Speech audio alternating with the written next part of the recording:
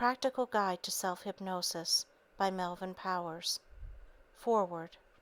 All of us like to think that our actions and reactions are a result of logical thought processes, but the fact is that suggestion influences our thinking a great deal more than logic. Consciously or unconsciously, our feelings about almost everything are largely molded by ready-made opinions and attitudes, fostered by our mass methods of communication. We cannot buy a bar of soap or a filtered cigarette without paying tribute to the impact of suggestion. Right or wrong, most of us place more confidence in what they say than what we do in our own powers of reason. This is the basic reason why psychiatrists are in short supply. We distrust our own mental processes and want an expert to tell us what to think and feel. Despite this tendency to adopt our attitudes from others, man has always been dimly aware that he can influence his own destiny by directing his thoughts and actions into constructive channels. He has always, to some extent, known that his mind exerts a powerful influence on his body, and that thoughts can have harmful or helpful effects on his emotional and physical health. The ancient Egyptian sleep temples and the attempts by early physicians to drive evil spirits out of the body were both attempts to influence the body through the mind. The unprecedented sale of The Power of Positive Thinking by Norman Vincent Peale and other inspirational literature proves that millions of modern people recognize the efficacy of constructive thoughts. What most of them do not recognize is that they are capable of implanting these beneficial thoughts in their own minds without reference to any outside agencies. This can be done through self-hypnosis. In modern society, we have many cults, religions, and methodologies which have mental discipline as their goal. The best example of a methodology is psychosomatic medicine, which deals with the interrelationship of the mind and body in the production of mental or physical illness. The rapid growth of hypnosis in the last few years is another example, and it is gratifying to see that the emphasis in this field is now shifting from hetero-hypnosis to self-hypnosis. Self-hypnosis is a highly suggestible state wherein the individual can direct suggestions to himself. It is a powerful tool in any therapeutic process, and highly motivated subjects can parallel the success of hetero-hypnosis through their own efforts. Self-hypnosis can be used as a palliative agent and can even afford lasting results in many areas of the organism. Self-hypnosis can alleviate distressing symptoms, substitute strong responses for weak responses, help overcome bad habits, create good habits, and help one's power of concentration. The total personality is eventually changed to the point where it can function adequately in an increasingly difficult environment. In learning self-hypnosis, the subject does not relinquish control of himself as is commonly believed. Actually, more control is gained. Self-sufficiency and self-confidence are inevitable results. It is well to remember, however, that even good things may be overdone, and good judgment is necessary for favorable results. Neither hypnosis nor self-hypnosis should ever be used indiscriminately. The effectiveness of self-hypnosis depends upon many factors. Strong motivation, intelligent application of suggestions, and diligence are prerequisites. We are not suggesting that self-hypnosis can take the place of all forms of psychotherapy. We do recommend it as an adjunct to therapy when indicated. Used judiciously, it can contribute a great deal to the individual's physical and emotional well-being and happiness. As a professional hypnotist for many years, I have seen astounding and apparently miraculous results by individuals using self-hypnosis. Many of these cases seem unbelievable to those not familiar with hypnotic phenomena. It should be remembered, though, that many individuals seek hypnosis only when all other forms of therapy have failed. This is so common that hypnosis has come to be known as a port of last call. Yet despite the seeming hopelessness of such cases, medical literature lists thousands of remarkable recoveries. There is nothing hit or miss about hypnosis. Used intelligently, the results are the same for all those who are properly motivated. Nor are the results singular to modern hypnotists alone. In reviewing the literature going back more than 100 years, the same gratifying results were obtained.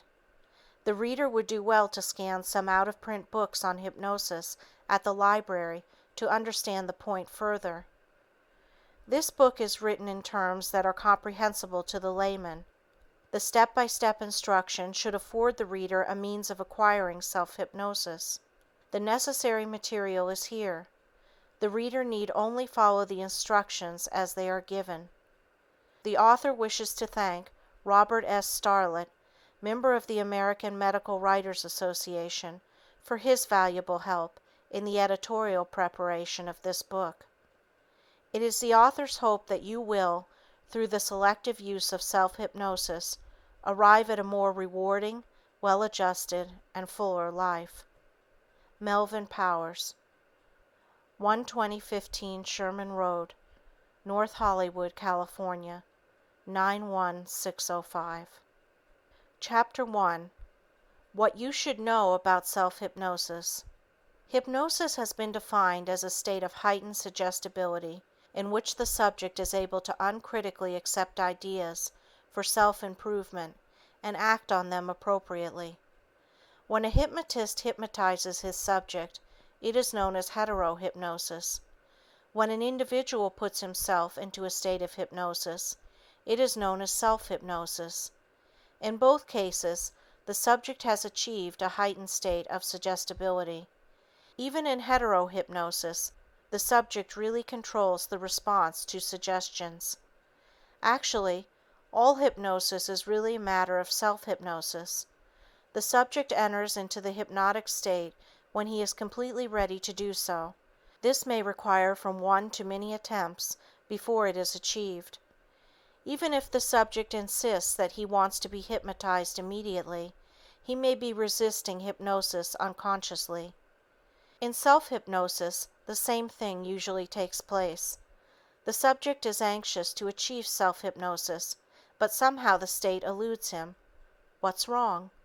It may be that he is unconsciously resisting it, hasn't conditioned himself sufficiently, or has achieved the hypnotic state and doesn't know he is in the state. This last statement may be surprising, but we will examine it in detail a little later on. Most experts agree that about 90% of the population can be hypnotized. My own feeling is that probably 99% can be hypnotized. Who among us is not influenced by suggestion? Aren't we all, as we have seen, influenced by the suggestions of advertising? Don't we all have a tendency to believe what we read in the paper, hear on the radio, or see on television? Aren't we all convinced that a name brand article is better than one that is not so well known? Suggestion plays a tremendously important role in our daily lives. It begins from naming the baby with an appropriate name to securing a suitable place for interment. I would like to call the reader's attention to a fascinating book dealing with the unconscious reasons why we do so many of the things that we do. You will be intrigued with every page of the book. It is called The Hidden Persuaders by Vance Packard. My contention is that we are all suggestible, and therefore, being hypnotized or hypnotizing ourselves is just a matter of increasing the suggestibility that we already possess. Doesn't the hypnotist begin by suggesting relaxation? Doesn't he usually begin by requesting the subject to fix his attention on a particular object? Next, he suggests to the subject that his eyes are becoming heavy and tired. As soon as the subject closes his eyes, he suggests that he will be in a deep hypnotic state. I am sure that you are familiar with this procedure. With each step, the hypnotist is guiding the subject along directed lines to get him to accept further suggestions without question or doubt. When the subject achieves the ultimate state in this procedure, he has been hypnotized. He then accepts suggestions without equivocation. Let us continue with the same thought. Suppose I say to you, "I'm going to stick you with this pin. It won't hurt." Would you let me stick you with the pin? Obviously not. Let us suppose that you have been hypnotized, and I repeat the same suggestion. What happens then? You readily accept the suggestion as being factual. Should I proceed to stick you with the pin, you do not even flinch. In fact, you do not even feel the pain. Does this sound incredible? Isn't this exactly the same procedure that the dentist uses with his patient when he has hypnotized him for the purpose of painless dentistry? Achieving hypnosis, therefore, is a matter of directing this suggestibility that we all possess into the channels that will finally produce the hypnotic state. It can be much more complicated than this explanation in many cases, but let us use this as a working premise. Everyone can be hypnotized. The time required for achieving hypnosis will vary from subject to subject. We will discuss some of the reasons for this in a subsequent chapter, but for our discussion at this time, we need to understand this point. I have encountered numerous individuals who were extremely disappointed because they did not respond to hypnosis immediately or after several attempts. They wanted to know what was wrong. An explanation that nothing was wrong somehow did not satisfy these individuals. After all, they argued, didn't I go to a hypnotist especially to be hypnotized? Some insinuated that perhaps the hypnotist wasn't too good. Let me explain that most subjects need to be conditioned for hypnosis, and this conditioning is helped when the subject practices certain conditioning exercises that I shall discuss in detail in Chapter 6, titled, How to Attain Self-Hypnosis. In my teaching, I have found that about 1 out of 10 subjects responds to the first attempt at hypnosis. One cannot make a definite statement as to the length of time necessary to learn self-hypnosis, but it is my experience that this usually takes about 1 month. I have had subjects learn self-hypnosis in about 30 minutes, but I must also relate that I have worked with subjects for 1 year before they achieved it. For the most part, the laws of learning apply to self-hypnosis as with anything else that one would want to learn. It can be a relatively simple procedure, or it can be very perplexing. The answer lies not so much with the hypnotist as with the subject. One question that arises is, if I'm under hypnosis, how can I give myself suggestions? During the hypnotic state, it must be remembered, the subject is always aware of what is going on. He hears what is said, follows directions, and terminates the state when told to do so. In the self-hypnotic state, the subject is in full control. Therefore, he can think, reason, act, criticize, suggest, or do whatever he desires. He can audibly give himself suggestions, or he can mentally give himself suggestions. In either case, he does not rouse from the hypnotic state unless he gives himself specific suggestions to do so. Many feel if they audibly give themselves suggestions, they will awaken. In hypnoanalysis, the subject answers questions during the hypnotic state. Having the subject talk does not terminate the state. You can keep the talkative subject under hypnosis as long as you want. Furthermore, the subject can be sitting erect with his eyes open and still be under hypnosis. Carrying this further, the subject may not even be aware that he is under hypnosis. He can be given a cue not to remember when the therapist makes a certain motion or says a certain word that he will go back into the hypnotic state, but still keep his eyes open. Only an experienced hypnotist could detect the change. Another frequent question is, how do I arouse myself from the self-hypnotic state? You merely say to yourself that upon counting to 5, you will open your eyes and wake up feeling fine. Many times the subject falls asleep while giving himself post-hypnotic suggestions. This is not undesirable, since the suggestions will spill over into the subconscious mind as he goes from consciousness to unconsciousness. A popular opinion about hypnosis is that the subject surrenders his will to the hypnotist in the process of being hypnotized. Furthermore, many believe that once the subject is hypnotized, the hypnotist has complete control of the subject, and the subject is powerless to resist suggestion. Both beliefs are erroneous. I believe the first misconception comes from seeing techniques where the hypnotist requests the subject to look into his eyes. The hypnotist suggests to the subject that as he continues to look into his eyes, he will fall into a deep hypnotic state. This, then, becomes a matter of who can outstare whom.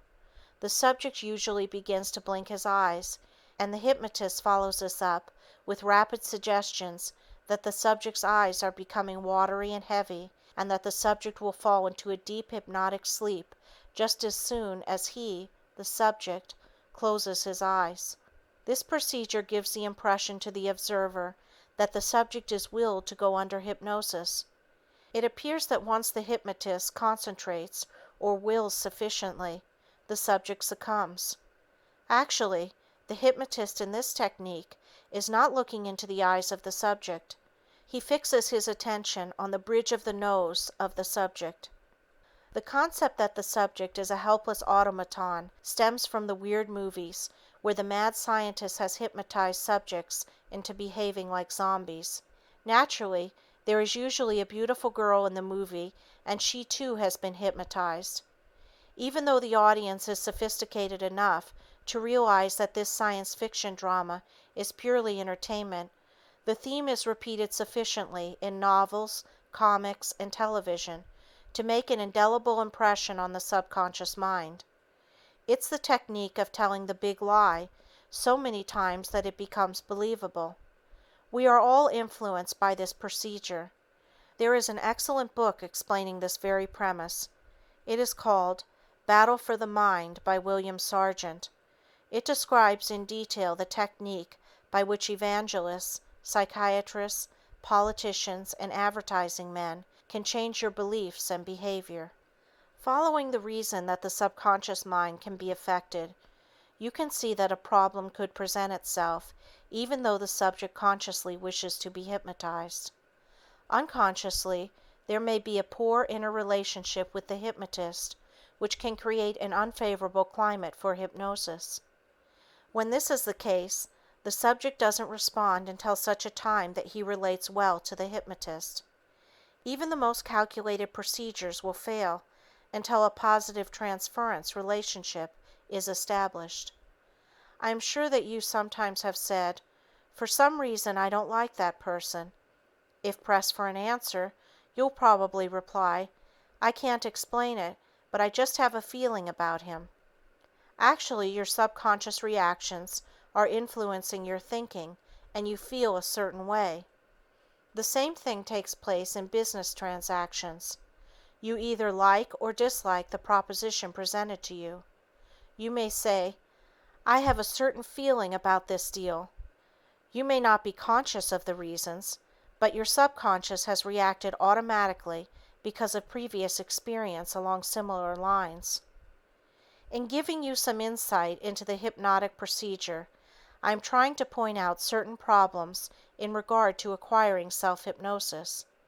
For the most part, it is not a simple procedure that is accomplished immediately. You can't just will it.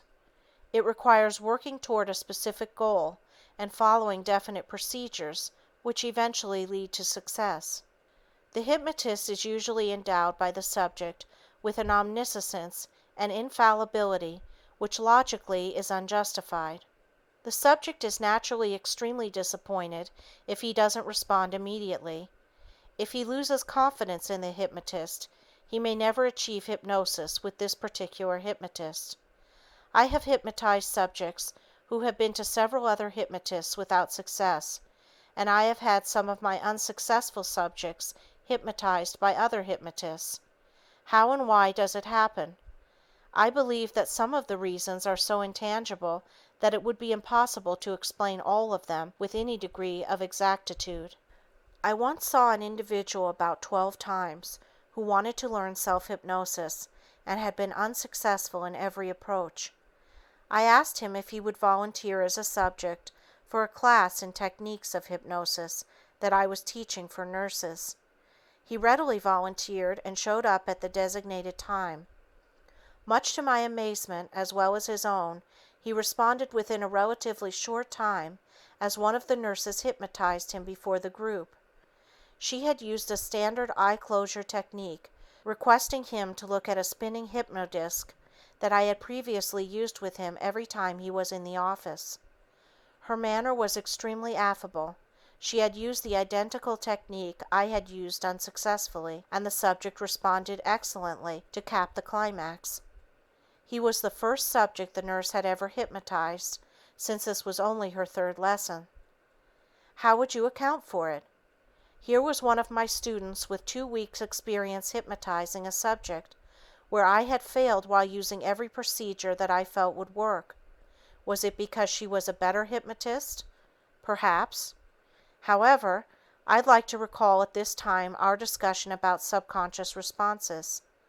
I'm inclined to feel that being hypnotized by a middle-aged female nurse created certain favorable unconscious responses, which accounted for his going under hypnosis at that time. It created the initial breakthrough which was needed. I was able to hypnotize him easily at his next appointment, and he acquired self-hypnosis readily from that time on. I have tried the same approach with other subjects who did not respond favorably and have failed to attain the success that I did in the above case. Why the impasse? It is one of the difficulties that we encounter in hypnosis, and as yet it has not been resolved. We know that the easiest way to achieve self-hypnosis is to be hypnotized and given a post-hypnotic suggestion that you will respond to hypnosis by a keyword, phrase, or gesture. I have tried to point out some problems that can arise. Needless to say, these problems do not always arise, and the attainment of self-hypnosis can be a relatively simple procedure. There is usually some way of reaching a subject who does not respond in a reasonable length of time. Now we come to the point where the subject wishes to hypnotize himself. What happens in this situation? It would appear that the subject would go under hypnosis immediately. After all, isn't he controlling the hypnotic session? Of course, this does happen time and time again, and the results seem miraculous. I receive mail constantly from readers of several of my other books on hypnosis, telling me how they were able to achieve certain goals that they never dreamed possible. They write that they have achieved self-confidence and complete self-mastery, and have been able to overcome problems that had plagued them for many years. These problems not only include strictly psychological troubles, but many psychosomatic symptoms as well. Many have remarked at the ease in which they were able to achieve self-hypnosis and the results they wanted. For them it was as simple as following a do-it-yourself book. Others write about the difficulty they encounter and ask what to do about it. It is my hope that this book will shed some light for those who have experienced difficulty in learning self-hypnosis. We shall discuss many phases of hypnosis with the emphasis on self-hypnosis. We'll discuss its many ramifications and try not to leave out anything helpful in our discussion. If you follow the instructions and exercises that I give you assiduously, you will be able to achieve a depth of self-hypnosis suitable for solving many of your personal problems. End of foreword and Chapter 1. Recording by Andrea Fiore.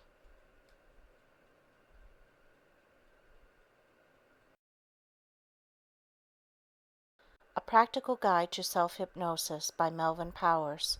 Chapter 2. What about the dangers of hypnosis?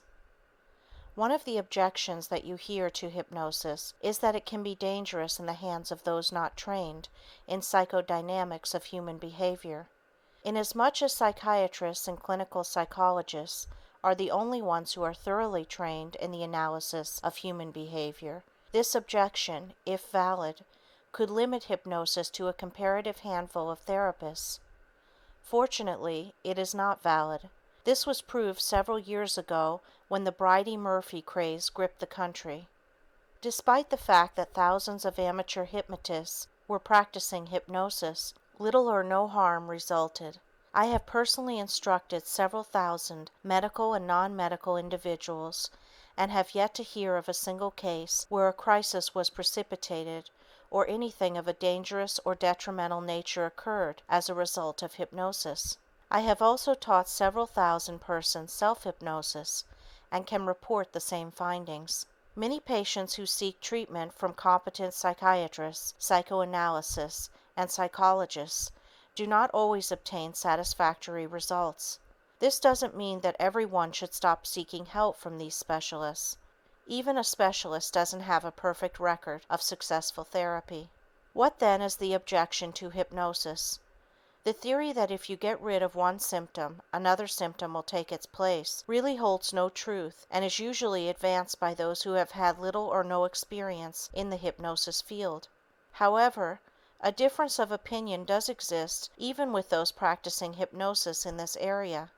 Some hypnotists trade down symptoms by replacing a serious symptom with a minor one, while others just remove the symptom. The latter is what a doctor does when he recommends aspirin for arthritis. He knows the aspirin will not cure the arthritis, but he wants to alleviate the symptom. To say that another symptom will replace the pain is unscientific and untrue. The same is true of hypnosis. Louis R. Wahlberg, M.D., clinical professor of psychiatry, New York Medical College, recently canvassed 30 experts in the field of hypnosis and found a few who felt symptom removal was irrational, temporary, or outright dangerous. The large majority, however, employed symptom removal where indicated and minimized or ridiculed any possible bad effects. A further objection to hypnosis is that the results are temporary as well as symptomatic. It is well to remember that most medical therapy is specifically directed to symptom removal. How permanent is most medical treatment? Once you couple heterohypnosis with self-hypnosis, you afford the patient the opportunity of utilizing suggestions for his own benefit anytime they are needed. This, of course, can make symptom relief permanent. As an example, I would see no harm in teaching a patient self-hypnosis for symptomatic relief of a problem of insomnia. It would certainly be better than physically depressing the higher brain centers with sleeping pills to produce unconsciousness every night. I needn't tell you that millions of dollars are spent every year on sleeping pills, and patients become dependent upon them, needing more and more pills in order to produce sleep. Many accidental suicides stem from an overdose of sleeping pills. Yet despite the inherent dangers of sleeping pills, which are glaringly apparent, they are prescribed by the millions, to say nothing of those that reach the market through illegal channels. Furthermore, how much effort is really made to get the patient off the sleeping pills? There are also more voluntary suicides by sleeping pills than any other method. Perhaps if these drugs weren't so readily available, many of these unfortunate individuals would be with us today. What about the often quoted statement that you might need to do some damage? Let's explore this area.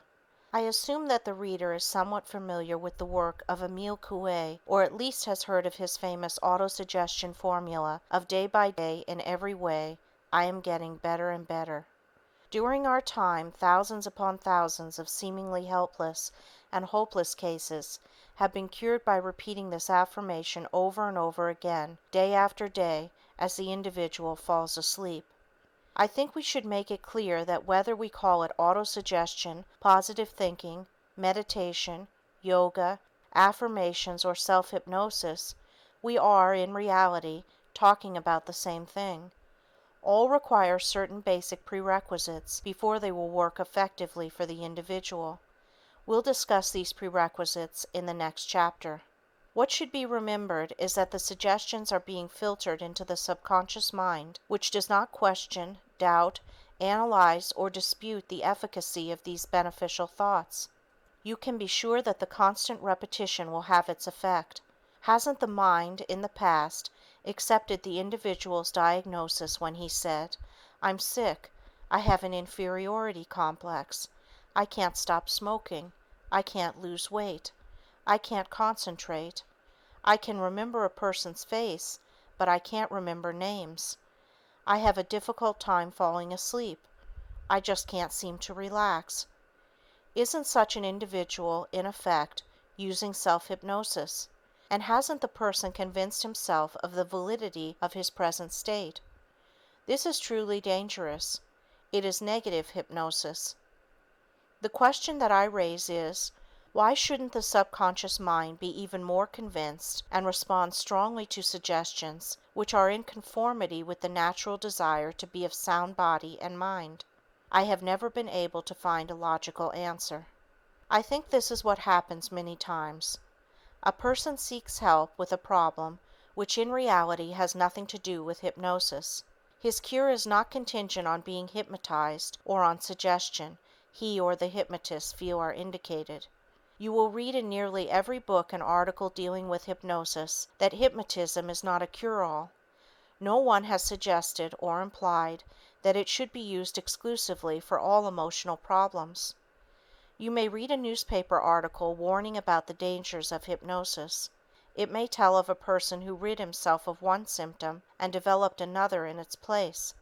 You usually get a grossly distorted picture of what happened, with many aspects of the case not included. It's a matter of taking what you want to prove out of context. Propagandists use this technique all the time to get across their message. It's the old story of telling a half-truth. Honest criticism and a sincere difference of opinion are always welcome, but criticism must be well-founded from a scientific point of view and not stem from an emotional reaction. You have probably heard the remark, "I won't let anyone hypnotize me." What are they really saying, and what does hypnosis represent to such an individual? To them, hypnosis represents some sort of magic spell which invokes a state of complete helplessness and dependency upon the hypnotist. We previously discussed how this erroneous conception can take place because of the manner in which hypnosis is usually interwoven with bizarre fictional stories. For many, the hypnotic state represents a period in which the conscious guard is dropped. They feel they may compulsively reveal the darker side of their nature, confess their hostility, or relate information they would never voluntarily divulge to anyone. This is the real danger they see in hypnosis. To protect themselves from it, they attack it. It is much like the fanatic vice crusader who militantly attacks sin in order to alleviate his own feelings of guilt stemming from the fact that vice actually attracts him. Fear of hypnosis takes different forms, but basically it is the fear of revealing one's true feelings. An employee, for instance, at a gathering which included the employer he dislikes, would never volunteer as a subject for hypnosis if the occasion arose. He would be afraid he would do or say something which might endanger his position. Hypnosis for him would be dangerous because he would be afraid to take the chance. The truth is, however, that this individual would be taking no chance. The hypnotic state is not a confessional period. The subject is aware at all times of what he is saying. If the subject does not wish to pursue a line of questioning, he tells the hypnotist. If the hypnotist persisted further along this line, the subject would shake off the hypnotic state. Another misconception about hypnosis is the widely held belief that the subject is unconscious. This represents a threat to the security of the individual. Actually, the hypnotic state is a period of extreme awareness in which the subject is hyperacute. Furthermore, the subject is not asleep, nor is he in a trance state in the correct meaning of that term. He is in an altered state of awareness with his faculties and reasoning ability intact. Inducing hypnosis merely creates a mood or state in which the powers of suggestibility are heightened. When the general public and the medical profession become familiar with the true state of hypnosis, we shall have a greater acceptance and utilization of this power. It is a slow process, but one which will finally evolve. In the final analysis, I believe the only danger that exists is in the mind of the individual who fears hypnosis because of whatever subjective qualms he has about his own emotional involvement in the hypnotic process. Of course, all persons using hypnosis for the alleviation of pain should consult their family physician. Pain is nature's way of indicating that something is wrong with the organism. It would be foolish to suggest that a pain in the stomach will disappear when this may be a sign of a needed appendix operation. The same may be said of constant migraine headaches. It must be determined that the headache is not a symptom of a brain tumor or some other pathological condition. It may be of interest to know that hypnosis is presently being used to relieve pain in terminal cancer patients. There is an excellent article on this subject, and I recommend it to doctors reading this book. It is called "The Use of Hypnosis in the Case of the Cancer Patient," which appeared in the January 1954 issue of Cancer. There are at present several thousand dentists throughout the country using hypnosis. They have formed their own society and publish a quarterly journal, the Journal of the American Society of Psychosomatic Dentistry. One of the best books in this field is called Dental Hypnosis Handbook by Jacob Stolzenberg, DDS. An excellent article is Danger, Hypnotist at Work by M. Abramson. The author reviews briefly the pros and cons regarding the medical use of hypnosis.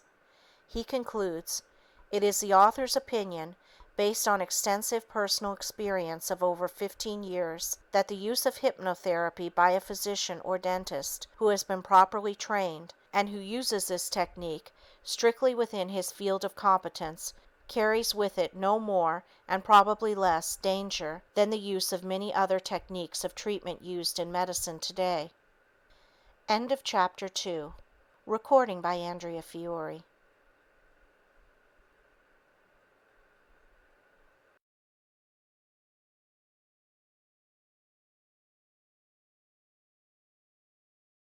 A Practical Guide to Self-Hypnosis by Melvin Powers. Chapter 3. Is Hypnosis the Answer? Dr. George Estabrooks, professor of psychology at Colgate University and author of the book Hypnotism, made the following two statements in a paper called The Future of Hypnosis, given as part of a program on the nature of hypnosis at the annual meeting of the American Psychological Association in 1959. It would be well to sound a word of caution against certain attitudes which have become prevalent and which can be well illustrated in the field of medicine. In this respect, direct suggestion is under the ban. For example, a dictum, "Never remove the symptom unless the cause is understood," is much emphasized.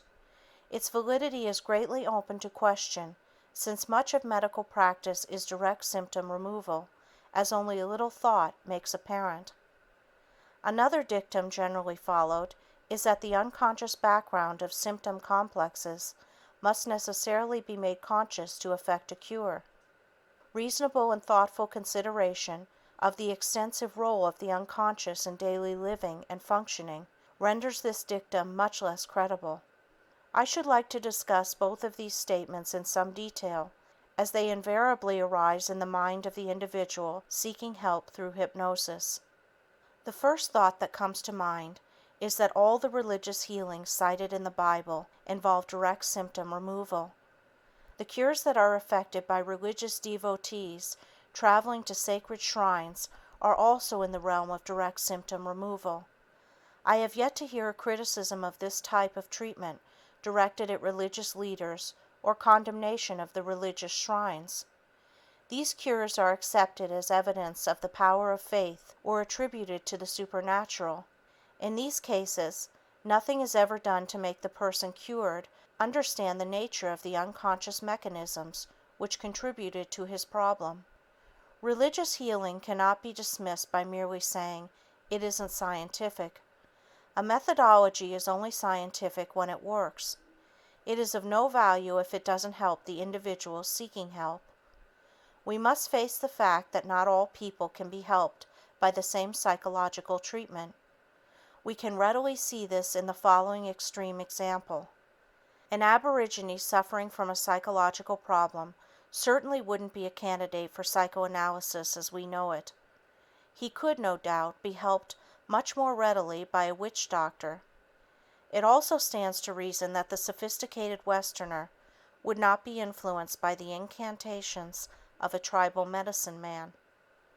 Going further, we find there are many schools of psychotherapy and many approaches to solving man's emotional problems.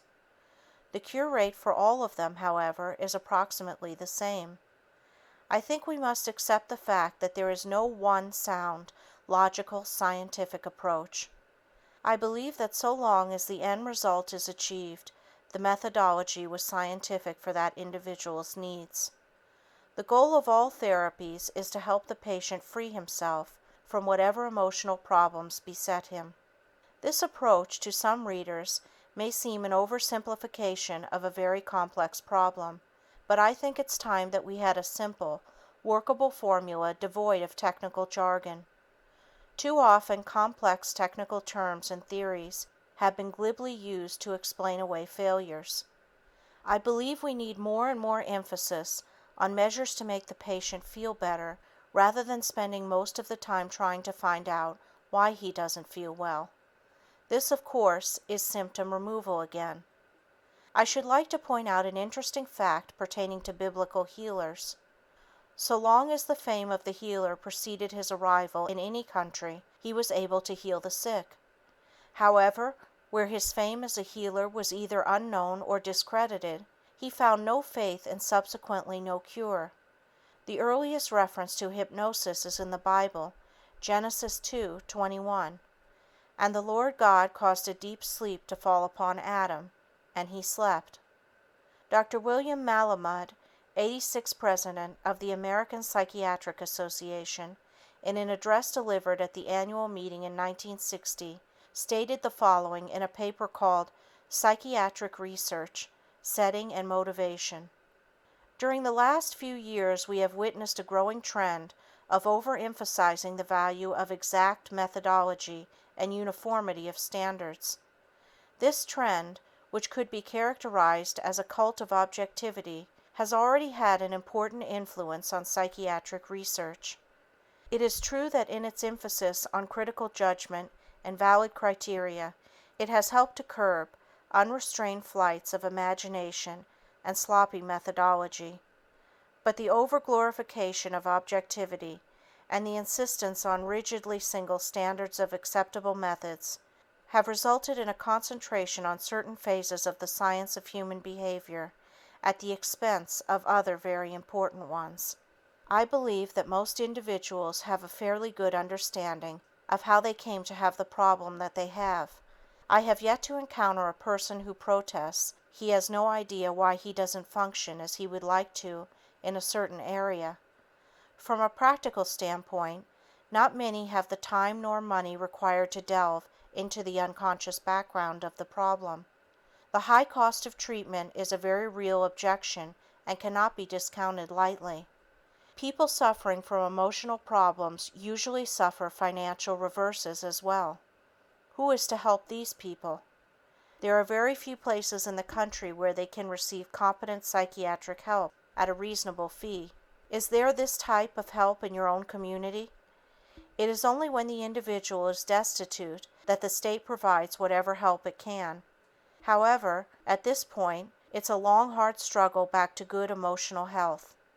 The National Association for Mental Health and its affiliates issue about 10 million copies of 200 different pamphlets on various aspects of mental health. To assess the value of these pamphlets, 47 mental hygiene experts held a conference at Cornell University. A report on this outstanding conference has been published. It is called Mental Health Education, a Critique.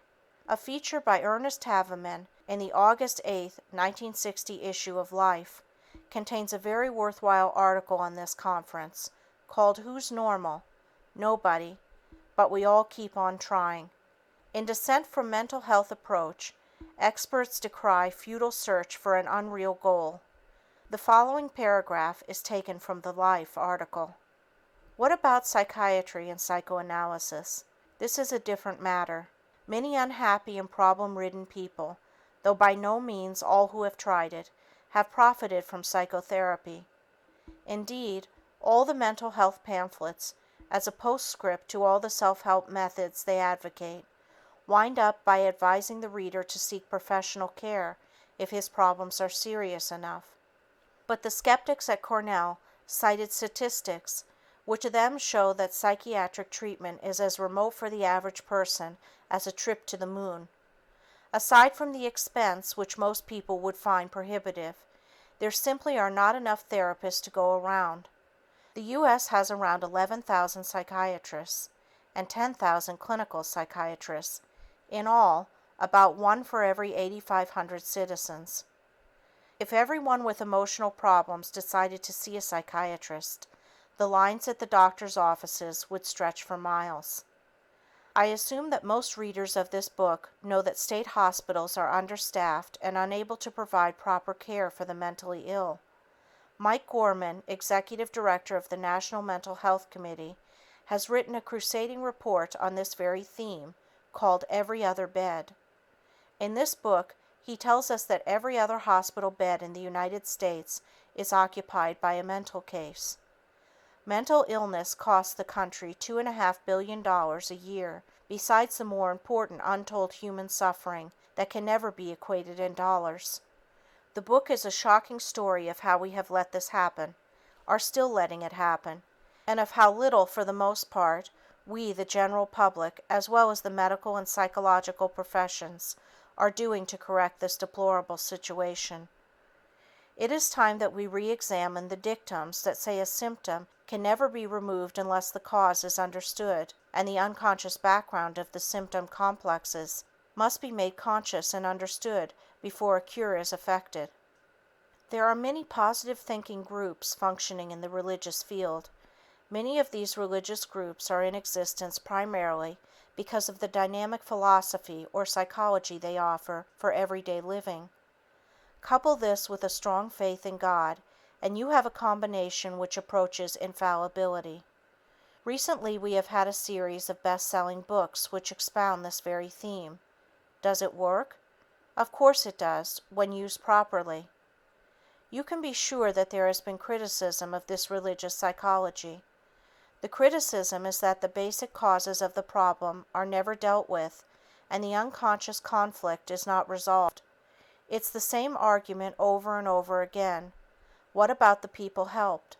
They seem to have made tremendous strides and are leading lives as well adjusted as anyone else. Once imbued with this spirit or feeling of well-being, it permeates every phase of their relationship in a constructive manner. The only reason that there isn't more criticism is that this type of psychotherapy is incorporated into the religious tenets of these groups, and criticizing another man's religion makes the detractor's entire philosophy unacceptable. I am strongly in favor of these groups because I would prefer having a religion that keeps pointing out the positive side of life and that life can be beautiful if you put your faith in God and practice positive thinking. It is certainly better than the clinical philosophy of its detractors or the grim religions which stress punishment. Think of the guilt feelings involved in the latter. No one can live up to such a formidable creed. Of course, if you suggest to positive thinking religious individuals that they are using a form of self-hypnosis, they will emphatically deny and debate the issue. Since we are primarily interested in mental hygiene and not in winning a debate, it is well to leave the matter as it stands. The point to keep in mind is so long as a person feels that his methodology is the answer to his needs, and so long as no one is being hurt by his belief, I feel he should cling to his conviction. He should not allow it to be destroyed by those who are thinking in different semantic terms. I would like to bring up another common example pertaining to the two basic concepts that we have been discussing. It is the example of the many individuals who have taken public speaking courses to overcome stage fright. In most cases, the person involved hasn't had too much opportunity to be a public speaker. Because of this, he suddenly feels he may not say the right thing or forget what he wants to say. This anxiety can create the very situation or block that he fears. What is the solution? Certainly not psychoanalysis to find out why he functions the way he does. You could use this approach, but I don't think it's the most constructive one. It's like asking, what am I doing that's wrong? Instead of, what can I do that's right? The most constructive approach is to take a course of instruction to get the actual practice and experience in the techniques of public speaking. Before proceeding further, I believe it is necessary to point out that I am not just being critical of the convictions of other sincere and dedicated individuals engaged in the field of mental hygiene. It is always good to reevaluate our present thinking on any subject, no matter how sincere or convinced we may be that what we are doing is correct. At times, we can become so immersed in our convictions that we cannot take criticism and respond emotionally to ideas or interpretations that do not coincide with logical thinking. What then is the answer to mental health problems? There is no single answer. It is a very complex situation. There are many promising drugs and treatments which, if adequately developed and widely used, could do a great deal toward promoting good mental health. Fundamentally, the problem will always be that of trying to understand human behavior and helping those in distress with an efficacious formula. What is that formula? I believe hypnosis can contribute in part to the answer. Needless to say, hypnosis is contraindicated in many emotional problems because of the very nature of the problem itself. Some emotional difficulties must first be worked out on a conscious level. After this, hypnosis can be instrumental in achieving the final goal. Dr. Frank S. Caprio, a prominent psychiatrist, in his book, Helping Yourself with Psychiatry, states the following: a whole new world of self-confidence and positive living is open to every person, young and old, through hypnosis, self-hypnosis, and self-suggestion, or auto-hypnosis. End of Chapter 3. Recording by Andrea Fiore.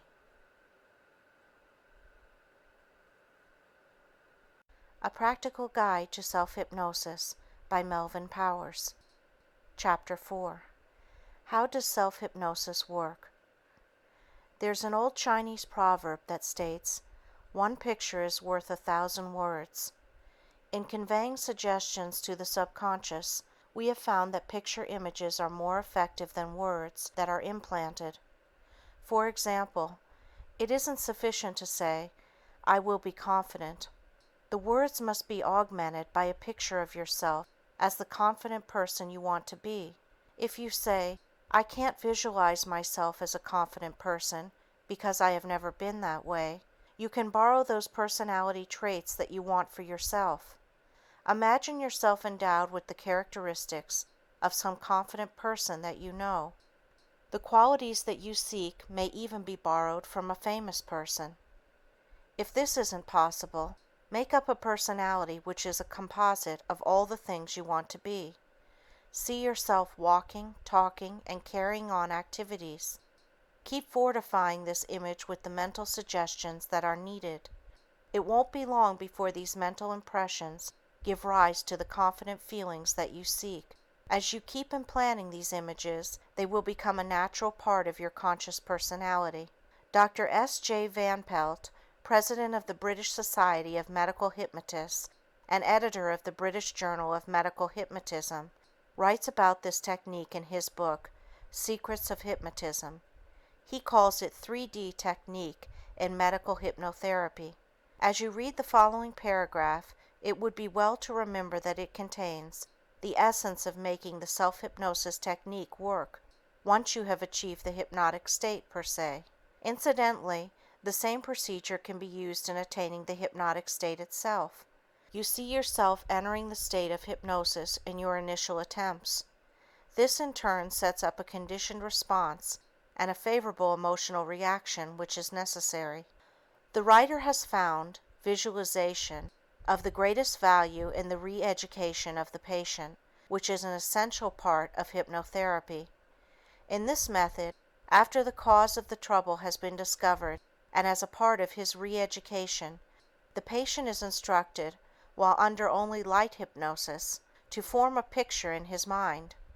He is asked to imagine a movie screen and to see himself just like an actor on this screen playing a part. He is told that the picture looks very real, 3D in fact, and that he can see himself acting and looking the way he wants to look and act. Various scenes are suggested, such as the patient will have to face in real life. In each he is instructed to see himself, as in real life, always succeeding. For instance, the stammerer might be asked to picture himself speaking easily to people and feeling perfectly at ease. The patient is also instructed how to form these success pictures for himself, and it is stressed that he will only be able to see himself as he wants to be, successful. Since the picture gives rise to the appropriate feelings, it is not long before the patient begins to show the benefit of his private 3D film shows. After explaining this technique to students, many have inquired, "Is that all there is to it? It seems so simple." Of course, there is more to it in that the individual must follow through with the instruction. This is one of the difficult aspects of this type of program.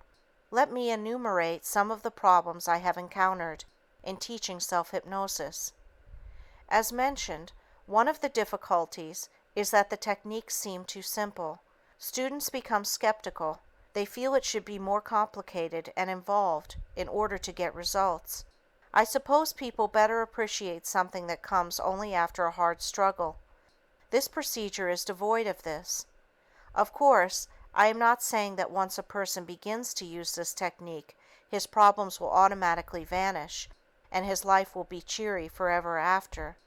We have been conditioned to think that success in anything can only come after a long, hard struggle. This is the basic theme of the American way of life. We have been accustomed to believe that conflict and struggle are a part of life, and large doses of it are necessary before we achieve success in any field. I can only reiterate that the information contained in this book is all you need to get results. It is necessary that you follow through and not give up after you have tried the program for a short while and have attained no appreciable results. This brings us to another point. Many persons expect immediate results when they begin to use self-hypnosis. If they don't get the results they anticipated immediately, they want to know what's wrong. My answer is usually that nothing is wrong and that they need only keep steadily applying the instructions. Certainly one doesn't become a proficient typist, musician, actor, or sportsman because he has mastered the basic techniques. It takes time to acquire proficiency. Let me assure you that anyone using and applying this technique can benefit from it. One of the troubles in dealing with any problem is routing defeatism and hopelessness. You can incorporate post-hypnotic corrective measures in the suggestions that you give yourself. However, I believe that they must be dealt with on a conscious level as well. You must believe that you can conquer your difficulties no matter how long you have had them. If you are prepared to work with self-hypnosis in an unremitting manner, you will achieve the self-help that you seek. Now and then, you can anticipate a setback in your progress, but this needn't discourage you from your overall task. Recount the progress already made. If you have a letdown because you expected quicker and more dramatic results, remember that this is a common feeling shared by many with emotional problems. Remember also how long you have had the problem. No doubt you have tried other methods and became discouraged because you weren't making the progress you had anticipated. You dropped the idea and landed back where you started. Make up your mind consciously that you will work with untiring sincerity and a perseverance that will not falter because your chosen goal is not achieved immediately. I know of no therapy that leads straight to positive results without obstacles and intermittent failure. Success comes in spite of intervening failures because the ultimate direction has been clearly thought out and charted. Self-hypnosis will finally work because you are constantly conditioning your subconscious to react in a positive, constructive manner. The program must, of necessity, become automatic in nature. When it does, you will suddenly find yourself feeling the way you wanted to, and doing the things that you set out to do with the aid of self-hypnosis. You actually cultivate those feelings that you want. Hypnosis will not work with skeptics. Every so often a person comes to my office seeking help. He tells me that his family physician or his spouse feels that he should take my course in self-hypnosis. I inquire if he feels he might benefit from the course. If his answer is not positive, and if after talking to him at length about the benefits of hypnosis, I still feel he is not ready for the course, I suggest another mode of treatment for him. The reason for this is that unless the person is optimistic and enthusiastic about self-hypnosis, it just isn't going to work as effectively as it would otherwise. The very nature of a skeptical attitude limits the constructive forces that we wish to harness. Occasionally, individuals want indisputable proof that hypnosis is going to help them.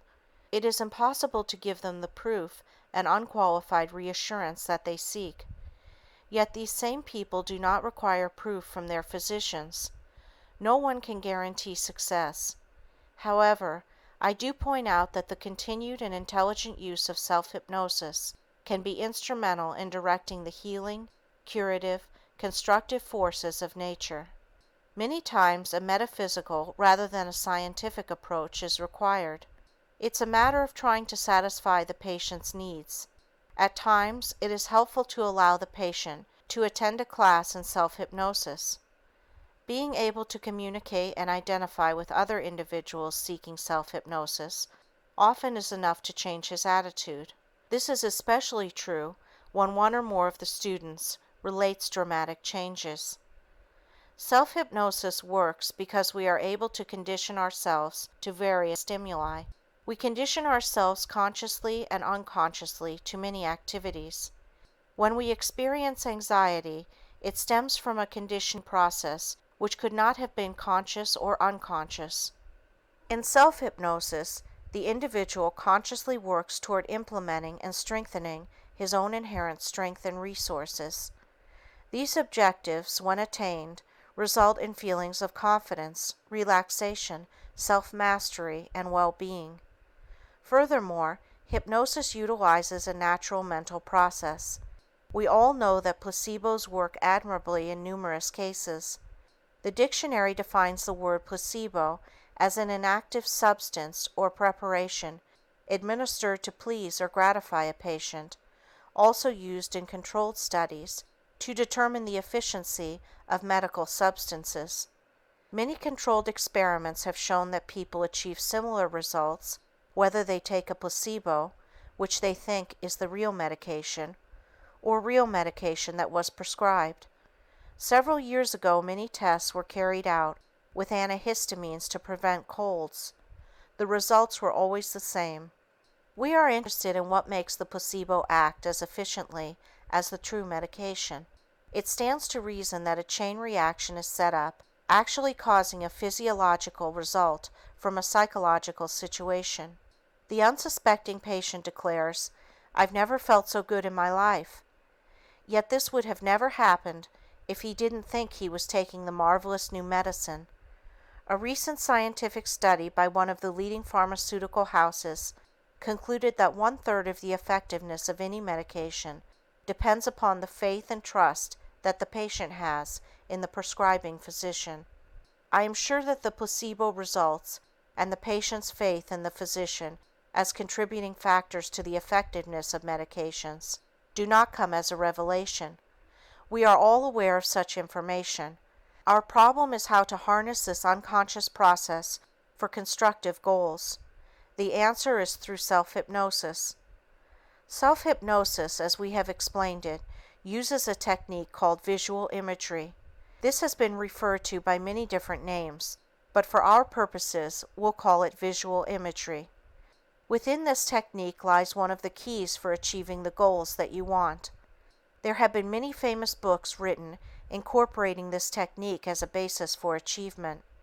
Perhaps the most famous of all is called Think and Grow Rich by Napoleon Hill.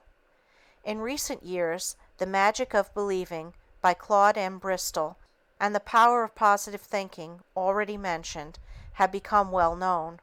The book which gives direction to most of the books in this field is called Self-Mastery Through Conscious Autosuggestion by Dr. Emile Coué. I am sure the older readers of this book have heard the famous saying, which I will repeat here for emphasis: "Day by day, in every way, I am getting better and better."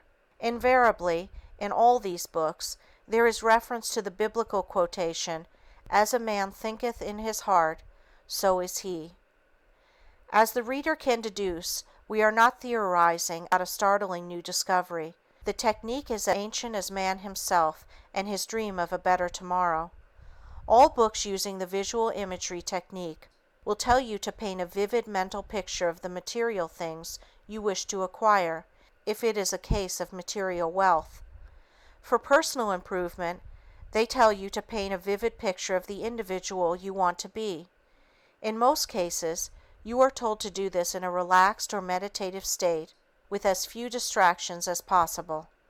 The next two requirements are constant repetition, conditioning, and a burning desire, motivation, to achieve what you set out to do. Aren't these books really talking about self-hypnosis? Aren't they describing precisely the techniques of self-hypnosis? The terminology is different, but the approach is the same. With these techniques, there is an aim to direct thinking, picturization, positive thinking, suggestions, and constructive thoughts or images to the inner self, or real self. Aren't they once again really talking about the subconscious mind? I have no argument with any workable approach to emotional maturity, but in many cases, we are actually becoming involved with the meaning of words, semantics. The quickest way to the subconscious is through self-hypnosis. In this self-hypnotic state, you are able to consciously direct suggestions to your subconscious mind. End of Chapter 4. Recording by Andrea Fiore.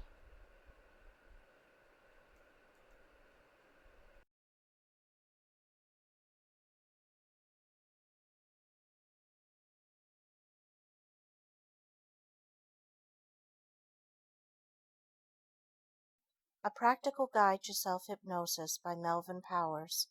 Chapter 5. How to Arouse Yourself from the Self-Hypnotic State. You will note that this chapter precedes instruction on how to attain self-hypnosis. The reason for this is to alleviate whatever anxiety you may have in regard to the question, if I'm hypnotized, how do I awaken myself? It is important to understand that even though you are hypnotized, you are in control. You are aware of your surroundings, what is going on about you, can think clearly, and can arouse yourself very easily. It is only necessary to say or think, "I shall now open my eyes and wake up feeling fine." You could also give yourself a specific count and say, "As I count to 5, I'll open my eyes and wake up feeling wonderfully well and refreshed. 1, 2, 3, 4, 5. It should be remembered that while we sometimes use the word sleep to describe the hypnotic state, we are not actually referring to true sleep. This accounts for much of the confusion. The individual thinks, "If I'm asleep, how can I awaken myself?" If the subject were asleep in the true sense of the word, this would be impossible. Actually, the subject is in a special or heightened state of awareness. In self-hypnosis, he is extremely conscious, although his general physical appearance is one of passiveness. In the self-hypnotic state, the individual consciously gives himself whatever suggestions he desires. This proves he is conscious, and therefore can awaken himself with the appropriate suggestions. Occasionally, the subject falls asleep while giving himself suggestions or while relaxing to get into the right psychological mood. Naturally, in this case, the subject will awaken in due course.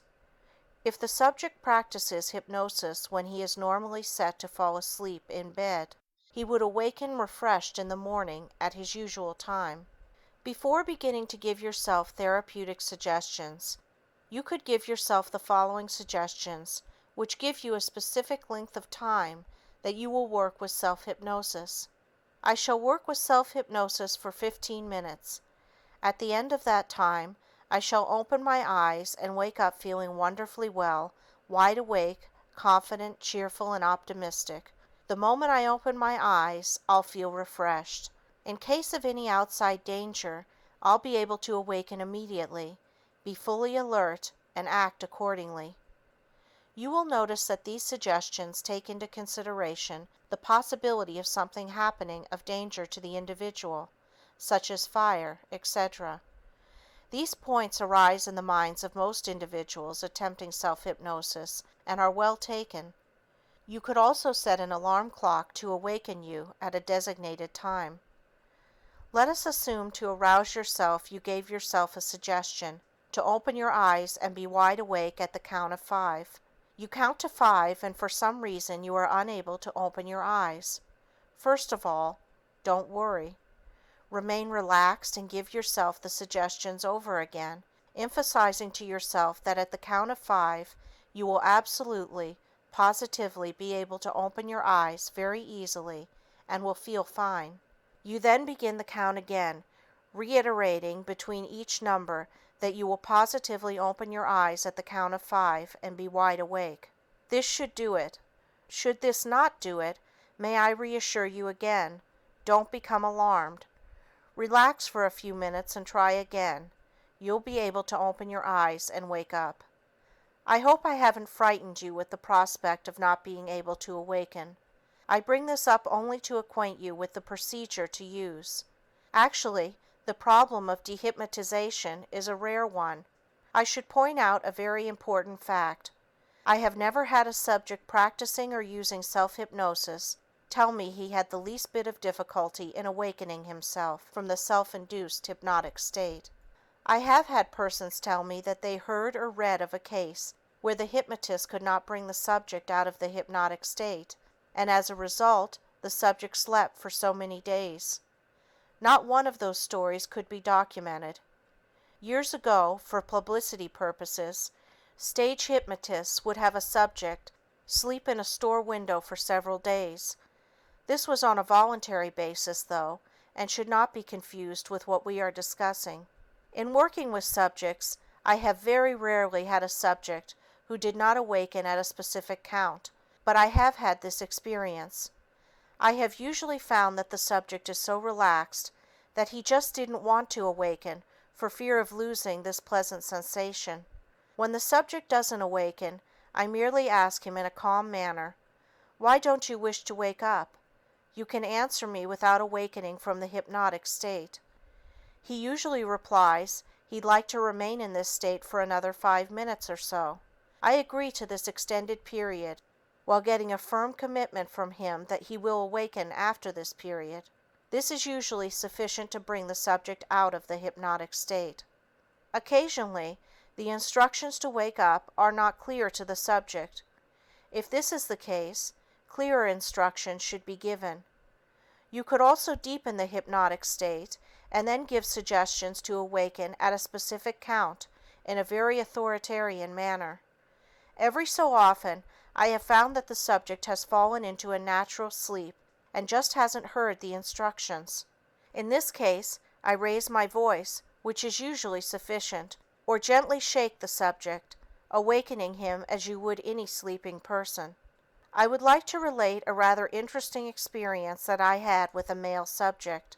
I had worked with this particular subject 6 times previous to this occasion. He was a good hypnotic subject, and he failed to awaken in the usual manner. Since he had carried out several post-hypnotic suggestions, it was rather perplexing to analyze what had happened. After about 10 minutes, he finally agreed, while he was under hypnosis, to awaken at a given count. I asked him what was the nature of the difficulty. He replied, "I wanted to see how you would react." In conclusion, having difficulty in dehypnotizing yourself is extremely rare. Should it happen, keep calm and repeat the suggestions with emphasis. Even in hetero-hypnosis, where the hypnotist hypnotizes a subject, It is extremely rare. There are explainable psychodynamic factors for this. However, they can be met adequately while the subject is under hypnosis. End of chapter 5. Recording by Andrea Fiore. A Practical Guide to Self-Hypnosis by Melvin Powers. Chapter 6. How to Attain Self-Hypnosis.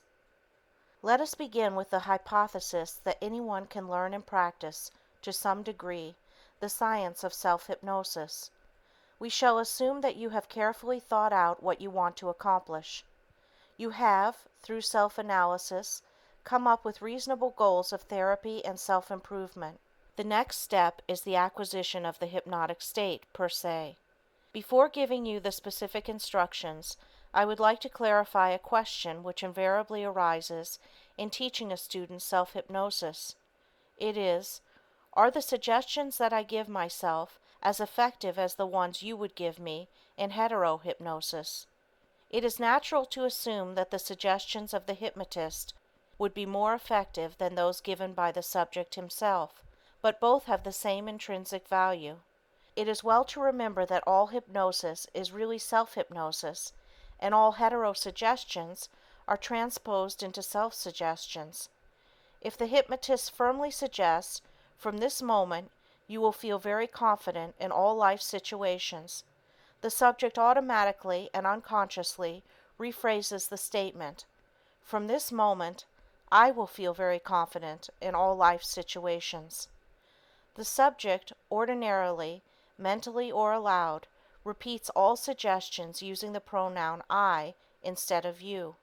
The easiest and quickest way to learn self-hypnosis is to be hypnotized and given a post-hypnotic suggestion to the effect that you will be able to put yourself into the hypnotic state at a given stimulus whenever you desire to do so. The hypnotist need not be a professional. Anyone understanding the rudiments of hypnosis can do this. However, let us assume you want to learn self-hypnosis and cannot find help. If you understand and consciously practice the instructions that I shall outline, you will attain your goal. Sit in an easy chair or recline on a sofa or bed. Next, choose a point of eye fixation on the ceiling, preferably a spot behind you, which would normally cause eye fatigue or strain. Now breathe very slowly and deeply. As you do this, repeat aloud or mentally the word sleep as you inhale and deep sleep as you exhale. Do this for several minutes in a very monotonous manner until such a time as you find yourself getting drowsy. Next, suggest to yourself that your eyelids are becoming heavy and tired. The goal is to acquire eye closure using this method. You want to reach a state where it is uncomfortable to keep the eyes open. Once you get your eyes closing, seemingly of their own volition, you have reached the first step in achieving self-hypnosis. You can repeat to yourself such suggestions as, my eyelids are becoming very heavy and tired. My eyes are becoming very watery. My eyelids are blinking. I just want to close my eyes. The moment I close my eyelids, I shall fall into a deep, sound, hypnotic sleep. Even though in a deep state of hypnosis, I shall be aware of my surroundings and be able to direct post-hypnotic suggestions to my subconscious mind. When your eyelids actually become heavy, or when your eyes actually begin to water, you intensify these feelings by repeating affirmative suggestions along these very lines. This is known as the feedback technique, and helps to reinforce the actual condition that exists. Proceeding in this way hastens the actual closing of the eyes and attainment of the hypnotic state, per se. Let us assume that you practice this procedure and seemingly nothing happens. Continue to practice it again and again until such a time as you are able to achieve an eye closure. You will eventually be able to do this within a relatively short period of time. One of the best times to practice the technique just given is when you are falling asleep at night. The lights are out and you are lying in bed. Choose an imaginary spot above and behind your eye level so there is some strain on the eye muscles. Now begin giving yourself suggestions that your eyelids are becoming heavy, etc. The reason this period is such an excellent time to practice self-hypnosis is that the suggestions you give yourself spill over into your subconscious as you drift from consciousness to unconsciousness. It's like telling yourself to wake up at a certain time in the morning. The suggestion reaches your subconscious and activates you consciously to awaken.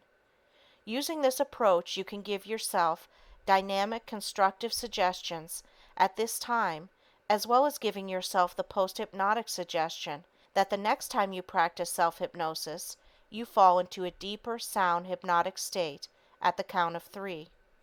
You also emphasize that your eyelids will close involuntarily whenever you relax for 5 minutes, and afterwards count to 3. This conditioning process will be augmented by the use of the sleep period. The suggestions will tend to work unconsciously during this period and hasten your attainment of the constructive goals as well as the self-hypnotic goal itself. Once you have achieved eye closure, deepen the hypnotic state by the following suggestions. As I count to 3, I shall go deeper and deeper into a profound hypnotic state. As I count to 3, I shall find myself becoming more and more relaxed. As I count to 3, I shall fall into a deep hypnotic state.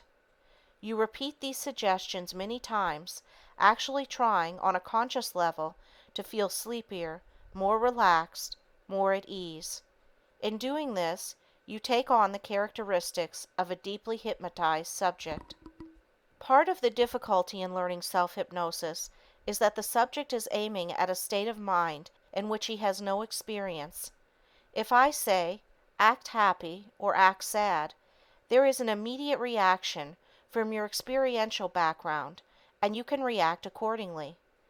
If you have never seen anyone hypnotized and I say, act as though you were hypnotized, you must, of necessity, act in a manner that you would assume approximated that of hypnosis. If you had actually seen someone hypnotized, you would naturally take on the characteristics you had observed. This would either be done consciously or unconsciously. Some individuals describe the hypnotic state as a state of complete relaxation. Many get a feeling of detachment, others a feeling of dissociation, as though their entire being was only thought. Some get a floating or drifting feeling, likening the experience to lying deep clouds. Others experience a heavy, pleasant, sinking feeling. Still others get a feeling of peace and serenity. Many describe the hypnotic state as being akin to the state just prior to falling asleep, or like daydreaming, and they experience the same reactions. Yet there are some who do not feel a definite change. They describe it by saying, I just felt that I had my eyes closed. I heard everything and was completely aware at all times. Since it is possible to direct your feelings, reactions, I would suggest that you aim for a completely relaxed, comfortable state. You have now reached the point where your eyes are closed, and you have given yourself further suggestions to deepen the state of hypnosis. This has taken from about 6 to 10 minutes. You are not sure, though, that you are under hypnosis. There are many ways to test this, and I shall outline one of these tests later in this chapter. However, for your initial attempts, it isn't too important whether or not you are under hypnosis. You are still to give yourself the post-hypnotic suggestion that the next time you attempt to hypnotize yourself, you will fall into a deeper and sounder state after you have relaxed for about 5 minutes and counted to 3. In your initial attempts, you will be trying to establish a conditioned response to the count of 3, which will subsequently cause your eyes to close and put you under hypnosis. Eventually, you should react instantly to the count of 3 or any other cue you may use to trigger the response. The key words or stimulus become associated with the action that you seek. Through repetition, just thinking about the stimulus can bring on the response. This is known as ideomotor action and is present in the waking as well as the hypnotic state. Pavlov's famous experiments, which induced dogs to salivate when a bell was rung, after previously having food fed to them at the same time, are examples of this type of conditioning. Don't we generally become hungry if someone tells us it's noon and time for lunch, when in fact, it's only 11 o'clock? I had a common experience recently that I'm sure many readers have shared. One of my neighbors, seeing my car was parked in front of my house and knowing I was home, called to say he was dropping in to see me. While working on the manuscript of this book, I thought I heard the doorbell as I was typing. I went to the front door and no one was there. I even walked around the house looking for him because I was so certain I heard the bell. This is another example of an ideomotor action. I told my friend about it when he arrived approximately 30 minutes later. He looked at me rather whimsically, and we both shared a laugh. Haven't you thought you heard the phone ring when you were waiting for a call? In the chapter, How Does Self-Hypnosis Work?, stress was laid on the importance of the visual imagery technique. During every attempt to achieve self-hypnosis, you attempt to visualize yourself going into the hypnotic state. Once you have deepened the state, you begin the process of visualizing yourself exactly the way you want to be. You may experience difficulty at first, but as you keep at it, you will be able to picture yourself the way you want. You use the visual imagery technique whether you think you are under hypnosis or not. These images become clear as you constantly hammer home these suggestions. This is the exact procedure necessary, and you needn't complicate it. Let us suppose that you are getting your eyelids to close at the count of 3 and have achieved a good state of relaxation. With these prerequisites, you can anticipate going deeper into the hypnotic state. Actually, being able to get the eyes to close at a specific count is the first level in determining if the subject has gone under hypnosis. If you have conditioned yourself this far, then you can go to the next step. The next test is called the swallowing test. You mentally give yourself suggestions that as you slowly, to yourself, count to 10, you will get an irresistible urge to swallow one time. You further suggest that this will happen even before you reach the count of 10. You then begin to count. 1. My throat is parched, and I feel an irresistible urge to swallow one time. 2. My lips are becoming very dry, and I feel an irresistible urge to swallow. 3. My throat feels very dry, and I feel an irresistible urge to swallow one time. 4. Before I reach the count of 10, the urge to swallow one time will become irresistible because my lips and throat are so dry. 5. Once I swallow, I shall no longer have the urge to swallow again, and as I swallow one time, I shall fall into a deeper and sounder state of hypnosis. Continue with similar suggestions, repeating and affirming the suggestions about swallowing. Once you actually swallow, you discontinue the suggestions, and instead, give yourself suggestions that you are falling deeper and deeper into a sound hypnotic state, and that the constructive suggestions you now give yourself will work for you. Once again, you practice visual imagery, seeing yourself the way you want to be, while fortifying this image with forceful, positive suggestions. You close by giving yourself suggestions that you will enter the hypnotic state whenever you relax for 5 minutes and count to 3. The suggestions are just as effective whether given aloud or mentally. Many subjects report that they are reluctant when it comes to giving suggestions to themselves. I can only say that as you continue to work with yourself, you will develop confidence in giving yourself suggestions. In order for the suggestions to be effective, they cannot be given in a reticent or hesitant manner. They must be given with enthusiasm and anticipation. If you assiduously follow these instructions, you will derive the benefits you seek in the shortest possible time, and witness the positive, tangible results of your suggestions and efforts. In the next chapter, you'll learn how to deepen the self-hypnotic state. End of Chapter 6. Recording by Andrea Fiore. A Practical Guide to Self-Hypnosis by Melvin Powers. Chapter 7. Deepening the self-hypnotic state. For each progressive test, it is usually necessary to have accomplished the preceding tests. However, this is not an absolute rule. Frequently, a subject responds to tests at the beginning of the depth scale and then to others at the end of the depth scale. Certain tests in between do not work. I have had the following experience more than once while teaching one of my classes in self-hypnosis. In testing the depth of hypnosis, I run the gamut of all the tests from light to deep. In this way, the subject can ascertain how far he has progressed. One frequent test for the deep state is to give the subject a post-hypnotic suggestion to the effect that the next cigarette he smokes will have a vile taste, and it will be absolutely impossible for him to take more than 3 puffs.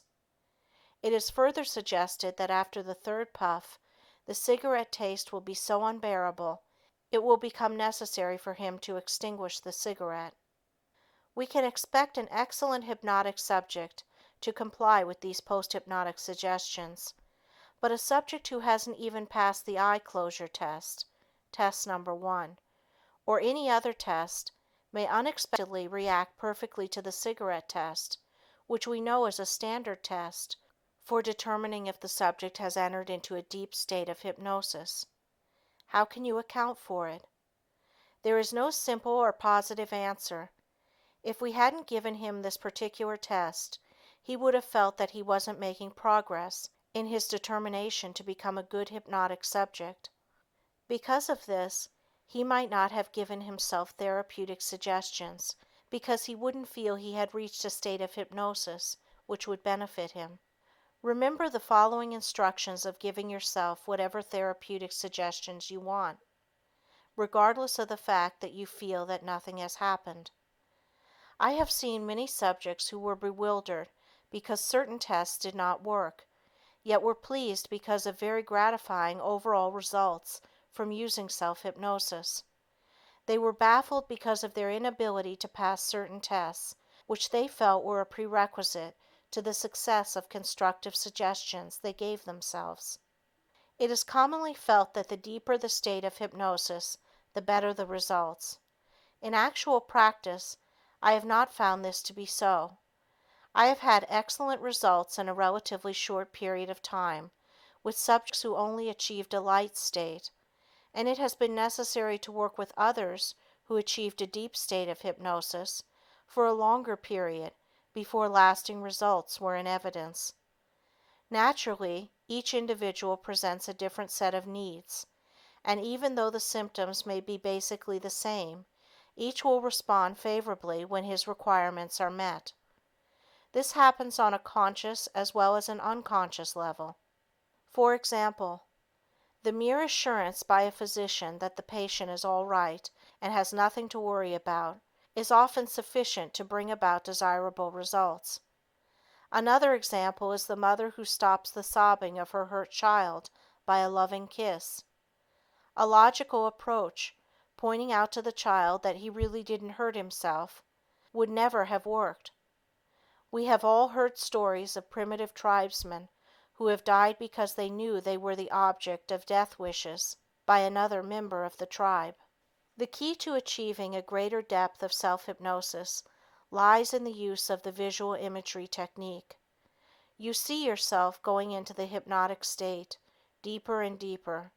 You even picture yourself, using this technique, passing various progressive hypnotic tests. The second part of the key lies in giving yourself a post-hypnotic suggestion that each succeeding attempt will put you into a deeper state as a result of a given stimulus, such as the count of 3. The following instructions should not be attempted usually, unless you have been successful in achieving the 2 basic tests, the eye closure, as well as the uncontrollable urge to swallow, followed by the physical act of swallowing at a specific count. If the conditioning process works for these 2 tests, you have achieved the lethargic state of hypnosis. This is the first state of hypnosis and is generally referred to as the light state. Therapeutic suggestions can work admirably in this state.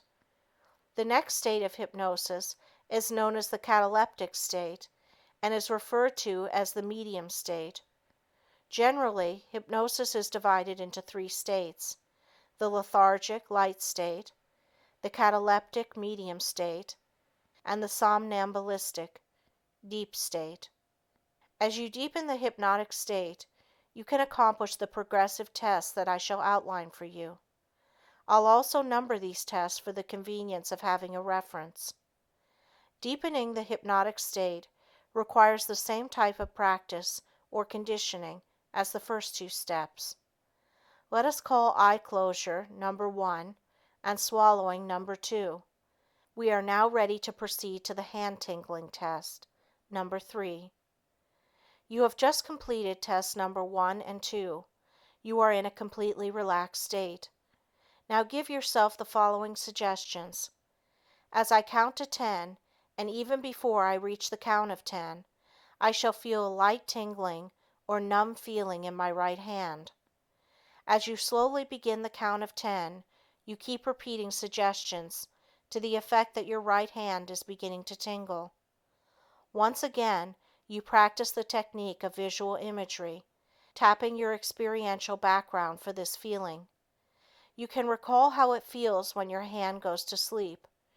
Once you get an initial feeling of lightness, tingling, or numbness, reinforce this feeling by the feedback technique, as you did with the eye closure test. As you practice this procedure, it will work with greater effectiveness. The following is a very important point to remember. Be sure that you give yourself a post-hypnotic suggestion that the tingling, light, or numb sensation will disappear as you continue to count to 15. For example, as I count to 15, the tingling feeling in my right hand will disappear, and I shall experience only normal sensations. 11. The tingling feeling is leaving. 12. Now it is leaving faster. 13. I can feel my hand returning to normal. 14. The tingling has left. 15. My right hand feels perfectly normal. You could try a variation of this test by saying your nose or one of your toes will itch at a specific count.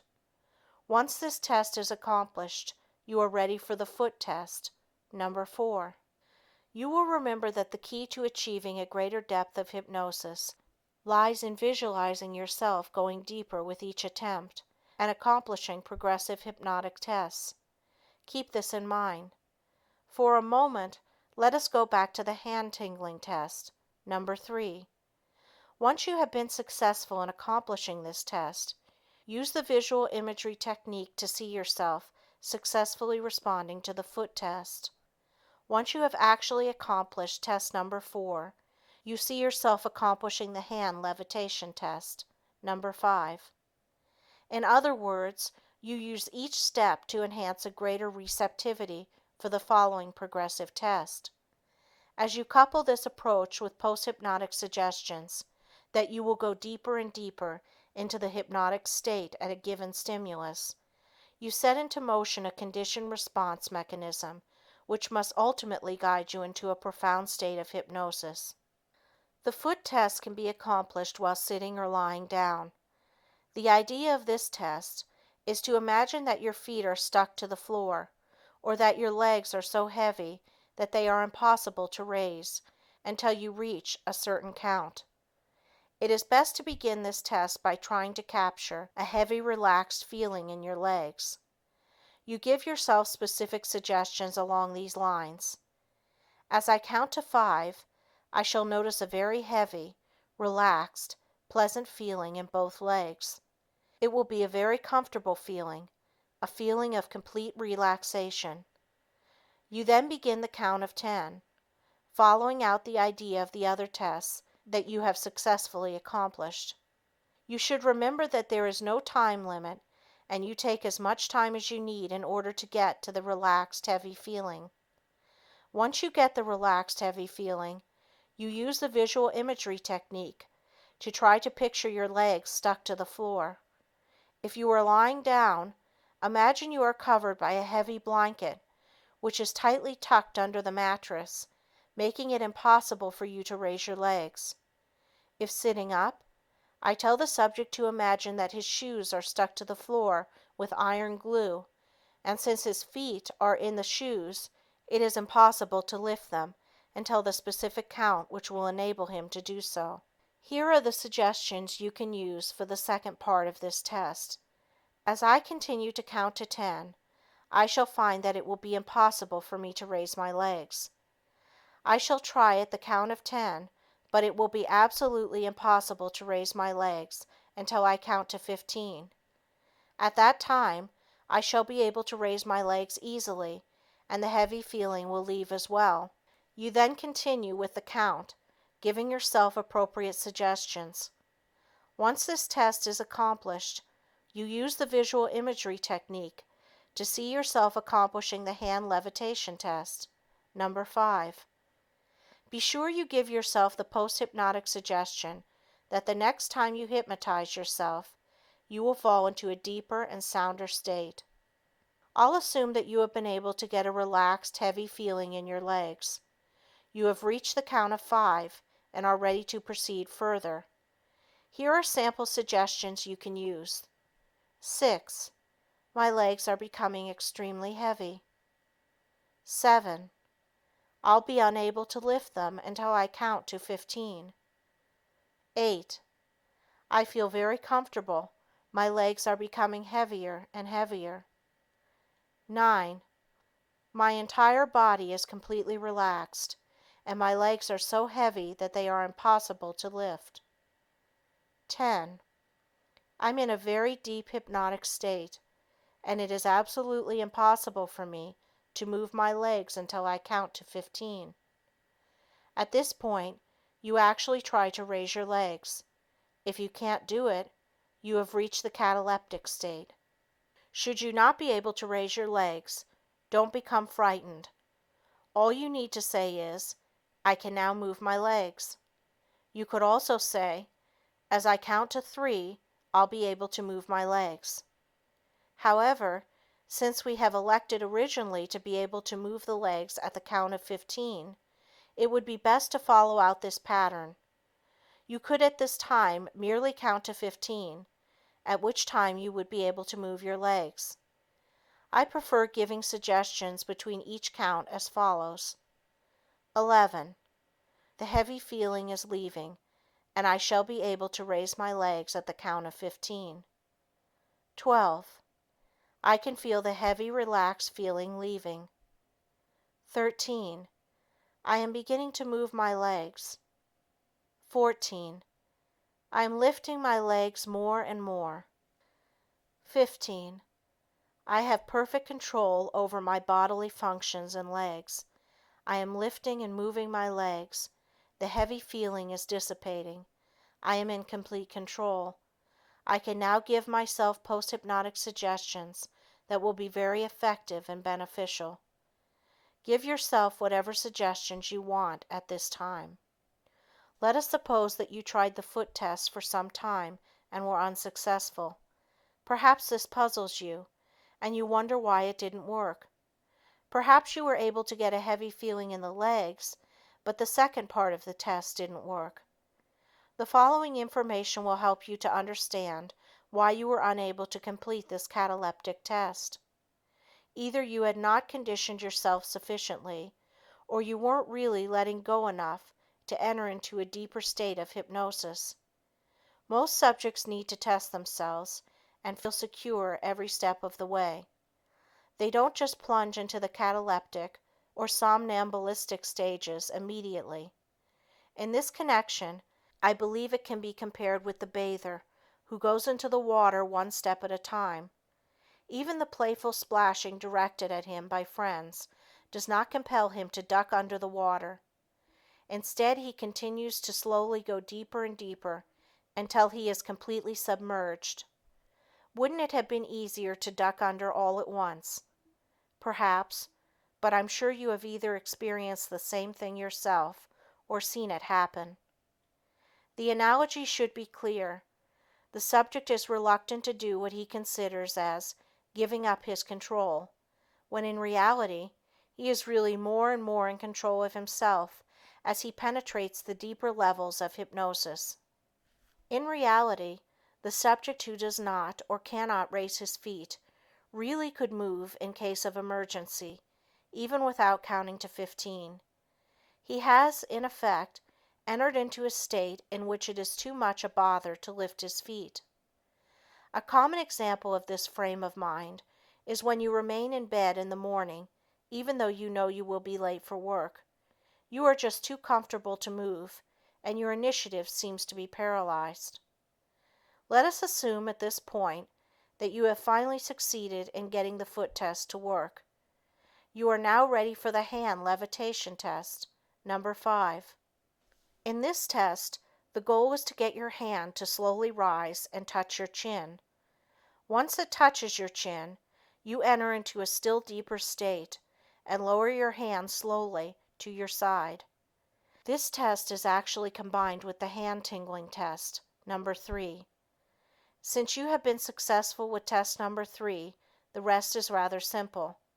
This time, as you work test number 3, aim for a light, pleasant feeling in your right hand. Once you get this reaction, you give yourself suggestions that your right hand will now rise and touch your chin. As soon as it does, you will fall into a deeper state and lower your hand. Here are the suggestions that you can use. As I count to 10, and even before I reach the count of 10, I shall have an irresistible impulse to slowly raise my hand to my chin. As I progress with the counting, my hand will slowly rise, and the impulse will become stronger and stronger. As soon as my hand touches my chin, the impulse will leave. I will then lower my hand and fall into a very deep hypnotic state. I shall be fully aware of what is happening, my surroundings, and will be able to give myself beneficial post-hypnotic suggestions. At this point, you start counting to 10, giving yourself suggestions that your right hand, which already has a light feeling, will begin to slowly rise to your chin. Time the counting to coincide with the actual physical act of raising your hand. You are trying to feel an involuntary urge to raise your hand. The movement itself should also be of an unconscious rather than conscious nature. A conscious raising of your hand to your chin is not what you are looking for in this test. Should you experience difficulty in attaining the first movement of your hand, you can give yourself assistance by consciously and slowly raising your hand just to get it started. The rest of the movement, as mentioned, must be automatic. Should you find it necessary to start your hand rising, use the feedback technique to continue the movement. You can give yourself the following suggestions. 1. My right hand is beginning to rise. 2. My right hand is very, very light, and I am getting an irresistible urge to slowly raise it. 3. This feeling is getting stronger and stronger. 4. My right hand is rising more and more. 5. My hand is rising toward my chin. 6. As soon as my hand touches my chin, I shall fall into a deeper and sounder state of hypnosis. 7. My hand is rising closer and closer toward my chin. 8. The feeling of lightness is becoming stronger and stronger. 9. My right hand is about to touch my chin. As soon as it does, I'll fall into a very deep hypnotic state. 10. My right hand is touching my chin. I'm falling deeper and deeper into a sound hypnotic state. I'll now slowly lower my hand and continue falling into a deep, sound, pleasant state of hypnosis. The light feeling has left my hand. You should not attempt to memorize the exact phraseology for any of the tests. You are to merely use the suggestions that have been written out for you as a guide. The timing of the suggestions is the paramount consideration in attaining successful results. Don't be impatient. Take as much time as you need. Should you find yourself unsuccessful after 10 or 15 minutes, drop the test and come back to it another day.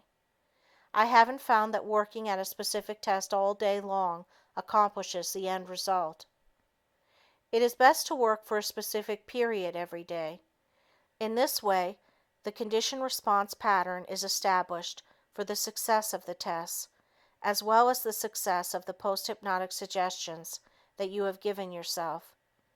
You should bear in mind that if you have been successful in achieving the first 5 tests, you have reached a medium state of hypnosis, and post-hypnotic suggestions will be extremely effective.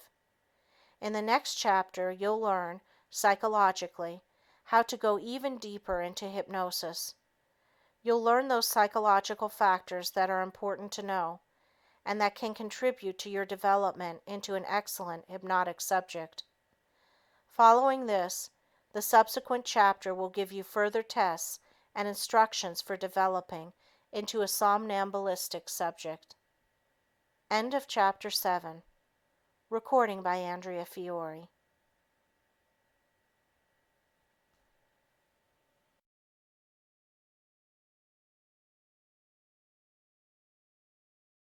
A Practical Guide to Self-Hypnosis by Melvin Powers. Chapter 8. What you should know about becoming an excellent subject. Becoming an excellent subject follows the same general rules for becoming proficient in any other endeavor. It depends upon your motivation, persistence, and willingness to devote time and study to the subject. Let us agree that most individuals can learn to play a musical instrument to some degree. This degree is usually sufficient for their own needs. To become a virtuoso, however, it is necessary to study the instrument and devote a great deal of energy and time to practice. The same example could be given for most undertakings.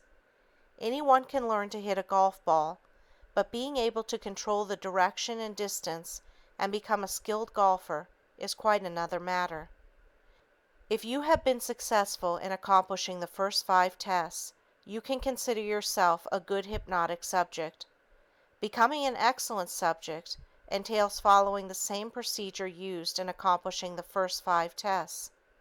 Some may proceed very easily into the somnambulistic state, and others may have a difficult time reaching this deepest stage. Understanding some of the psychology involved and assuming the right psychological frame of mind for the attainment of the somnambulistic state is more important than just working blindly in an attempt to get the somnambulistic tests to work. Being irritable, disgusted, and despondent because of your inability to go further into hypnosis is not the answer, and will only lead to frustration and failure. The reader is not to assume he will be a difficult subject. If you have come this far, you'll be able to continue in the same manner. The topic under discussion now is brought up to prepare readers for any contingency that may arise. It's like having a life preserver on a boat. You hope you never need it, but you should be prepared to use it in case of an emergency. It is natural to assume that if you are willing and trying to go into the lethargic, cataleptic, or somnambulistic state, you will be able to do so in a relatively short period of time. Unfortunately, this is by no means the case. Many of the principles of learning and conditioning can be applied to hypnosis, but with many subjects, these laws do not seem applicable. Let us assume you wanted to learn to become an excellent typist. This is a reasonable goal, and all that is necessary is to continue practicing until you have reached the proficiency you set out to achieve. This proficiency would, as a rule, follow application of the laws of learning and conditioning. This isn't always so in the subject's attempt to become somnambulistic. When the subject progresses from one stage to another in a classical manner, the theory works admirably. But what happens when a subject cannot seem to progress any further? He has reached a plateau and is unable to climb higher. He seems to have reached a psychological impasse or stalemate.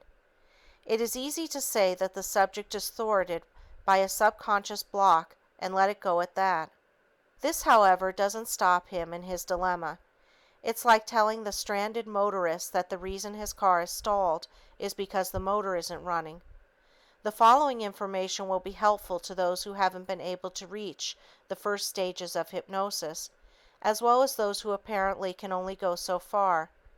Actually, the same principles are involved.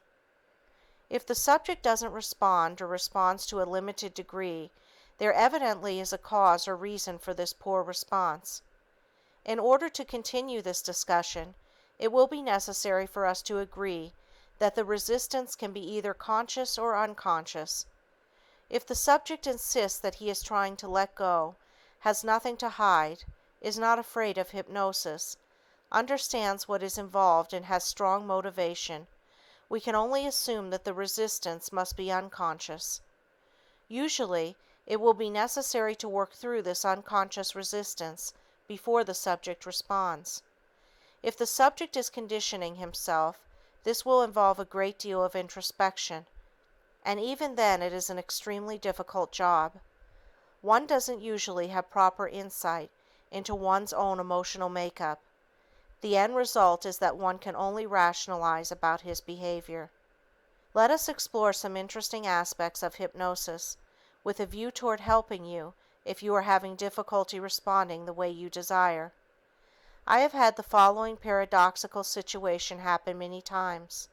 A subject calls my office, requesting to be conditioned for self-hypnosis. He further requests that he be allowed to bring along a member of his family or a friend for the hypnotic session. These individuals usually ask if I object to this procedure.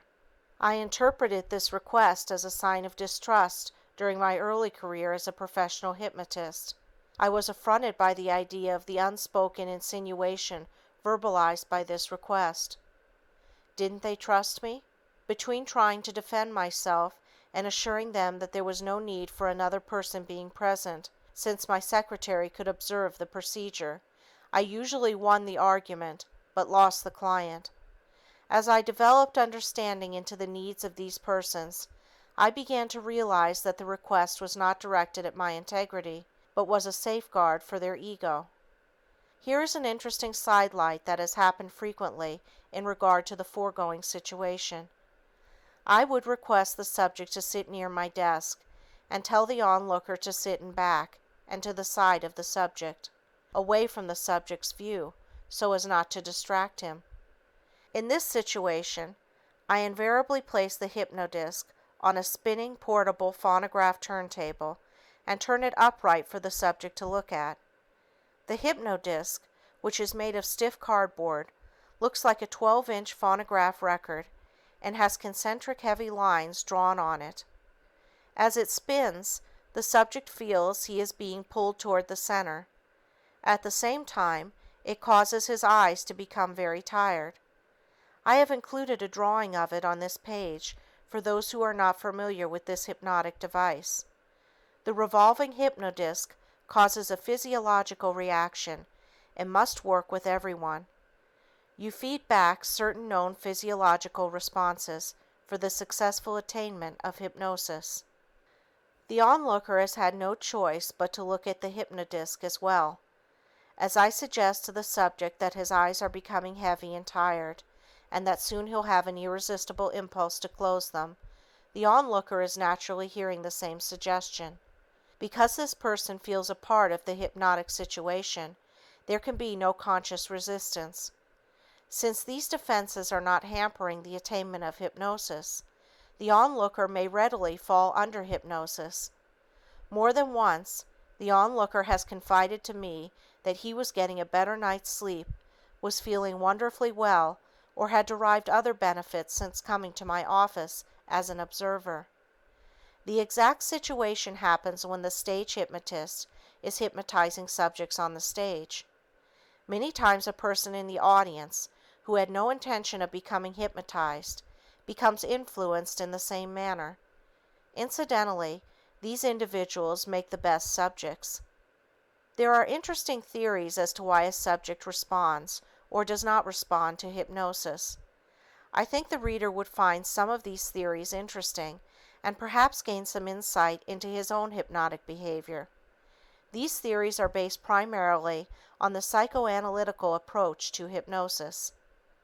The most prevalent theory is that the hypnotist represents either the father image, paternal or fear hypnosis, or the mother image, maternal or love hypnosis.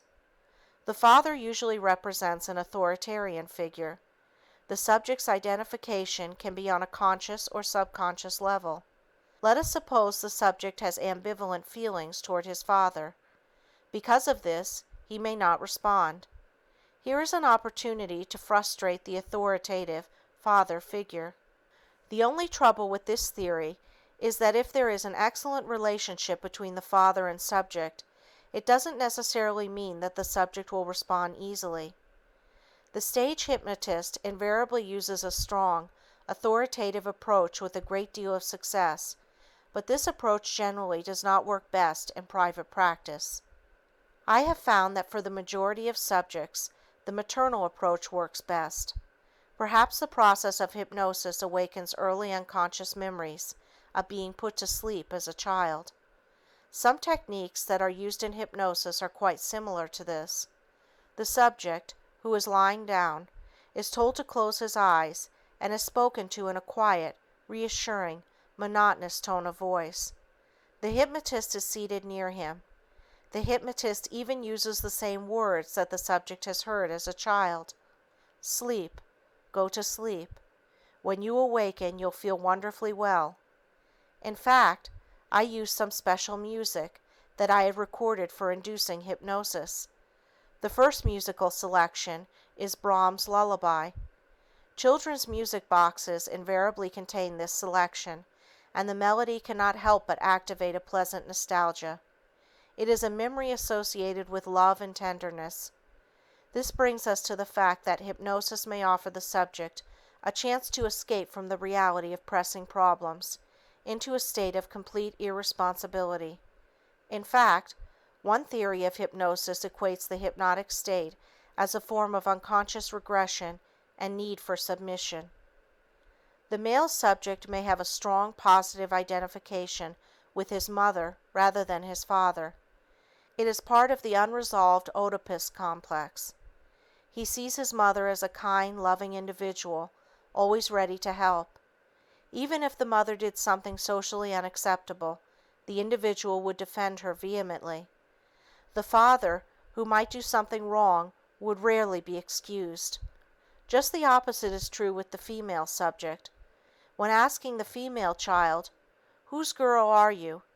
the answer is invariably, "Daddy's girl." When asking the male child, "Whose boy are you?" the answer is invariably, "Mama's boy."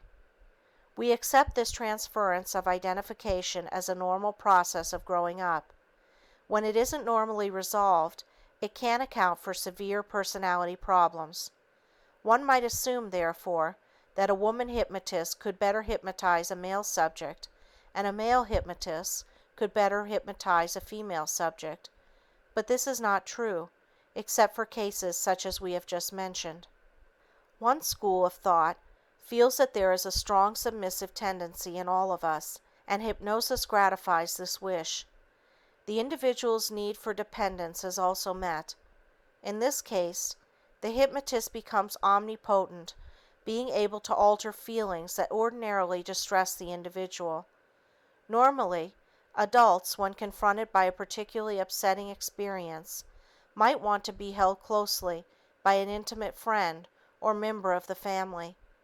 Don't we frequently put our arm around a friend in grief, trying to comfort him? The inner strength which is created by hypnosis within the total personality structure of the subject lessens dependency upon the hypnotist, much in the same fashion as we need the doctor less as we start to recover from an illness. Self-hypnosis further lessens dependency, for no authoritarian figure is used. The subject's attitude toward authority is important to know. It is well known that officers in the Army are more difficult to hypnotize than non-commissioned men. The enlisted man, by a process of indoctrination and conditioning, is taught to obey and follow orders without reasoning. The transference of authority to the hypnotist is readily accomplished because of this conditioning process. The army doctor, when treating patients psychologically, replaces his army jacket with a regular white medical jacket to increase rapport. One interesting theory is that the subject responds as he thinks the hypnotist would like him to. This is termed role-playing. When asking a subject under hypnosis his name, you usually get a very slow, deliberate answer, as though the subject were in a trance. You tell him that he can answer in a normal speaking voice and tempo, and his further replies are to be in the same manner as his waking state. Another theory along these lines is that the subject acts as he believes a hypnotized person would act. This too is role-playing, but it does not explain analgesia, such as when the dentist hypnotizes the patient and proceeds to drill a tooth. No one, with the possible exception of a highly neurotic, psychic masochist, is going to endure excruciating pain just to please the doctor. One theory about hypnosis states that it allows the subject an opportunity of identifying with the hypnotist, whom he sees as a powerful figure. Through this identification, the subject is able to gain inner strength. On the other hand, the subject might rebel against the submissive nature of the hypnotic setting. This could easily create anxiety, which in turn could create hostility, resulting in resistance of various kinds. As a result of this, the subject might begin to criticize the hypnotist, find fault with the way he, the subject, is being handled, question the judgment of the hypnotist, or doubt the effectiveness of the hypnotic procedure. Many investigators assert that the rapport, meaning the relationship between the subject and hypnotist, is all important. This is true, and the relationship can and does have many ramifications. In psychotherapy, the term transference is used to denote this relationship. The relationship is further described as a good or bad transference. There is also a countertransference, which indicates the reaction of the therapist to the patient. Naturally, in order for the subject to respond, there must be good rapport. I have tried to indicate that there are complexities that may arise in the hypnotic setting. There are many conflicting theories as to why a subject does or does not respond. There are no set rules to follow, and one's intuition, experience, and judgment help solve any problem that arises. Let me relate another frequent incident. I have had subjects come to me after they were unable to be hypnotized by several other professional hypnotists. They have complained that the hypnotists weren't good hypnotists because they couldn't hypnotize them. After all, they ask, hadn't they been willing subjects? My usual answer is that the fault, if there is one, is not with the hypnotists and really not with the subjects.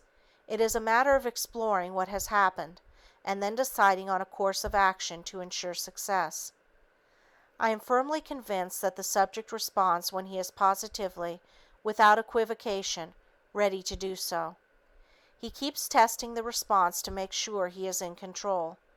He fears a reduction in his voluntary level of reality attachment and control. Unresponsiveness proves to him that he has this control. As long as he does this, which is a natural response, he never lets go sufficiently to attain hypnosis. Hypnosis, as we know, is a very sensitive state. It requires complete faith and trust in the hypnotist. If it is lacking, the subject never does respond. The phenomenon of hypnosis is entirely subjective in nature, and its success lies within the total personality structure of the subject. If there is resistance to hypnosis itself or to the deepening state, the subject, by his own honest evaluation and verbalization of his resistance, can do much to become a better subject. Hypnosis must begin with the acceptance by the subject of certain basic fundamentals that we have already discussed, rather than of the forcefulness of the hypnotist. The deepening of the hypnotic state lies in the intensification of the conditioned response mechanism once it has been initiated. You should not expect to achieve immediate results, although sometimes this does happen.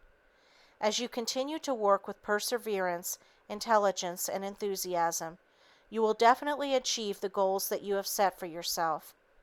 It is well to remember that you guide yourself toward the somnambulistic state, depending upon your belief and acceptance of those principles that have been outlined for you.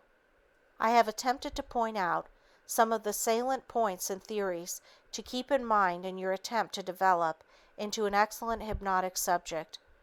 Some of these only pertain to the situations where the hypnotist works with the subject. Many of the problems inherent in this setting are not applicable to the situation where the subject is hypnotizing himself.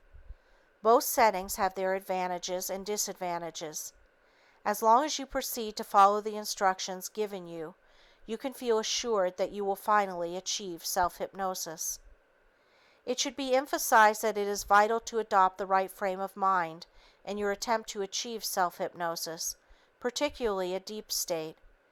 If you approach hypnosis with a prove-it-to-me attitude, nothing is going to happen. Self-hypnosis requires practicing a set of mental exercises or mental gymnastics. To acquire the ultimate from this training requires systematic conditioning. The word training is used quite extensively in hypnotic literature. The use of the word implies that hypnosis can be attained by a training period. The literature speaks frequently of a subject being trained to respond in a certain way. Obviously, this means over a certain period of time. It also means you train yourself to become a good hypnotic subject. It is a skill that all can acquire. There are 4 books dealing specifically with self-hypnosis that I would recommend to you for further reading. They are What is Hypnosis?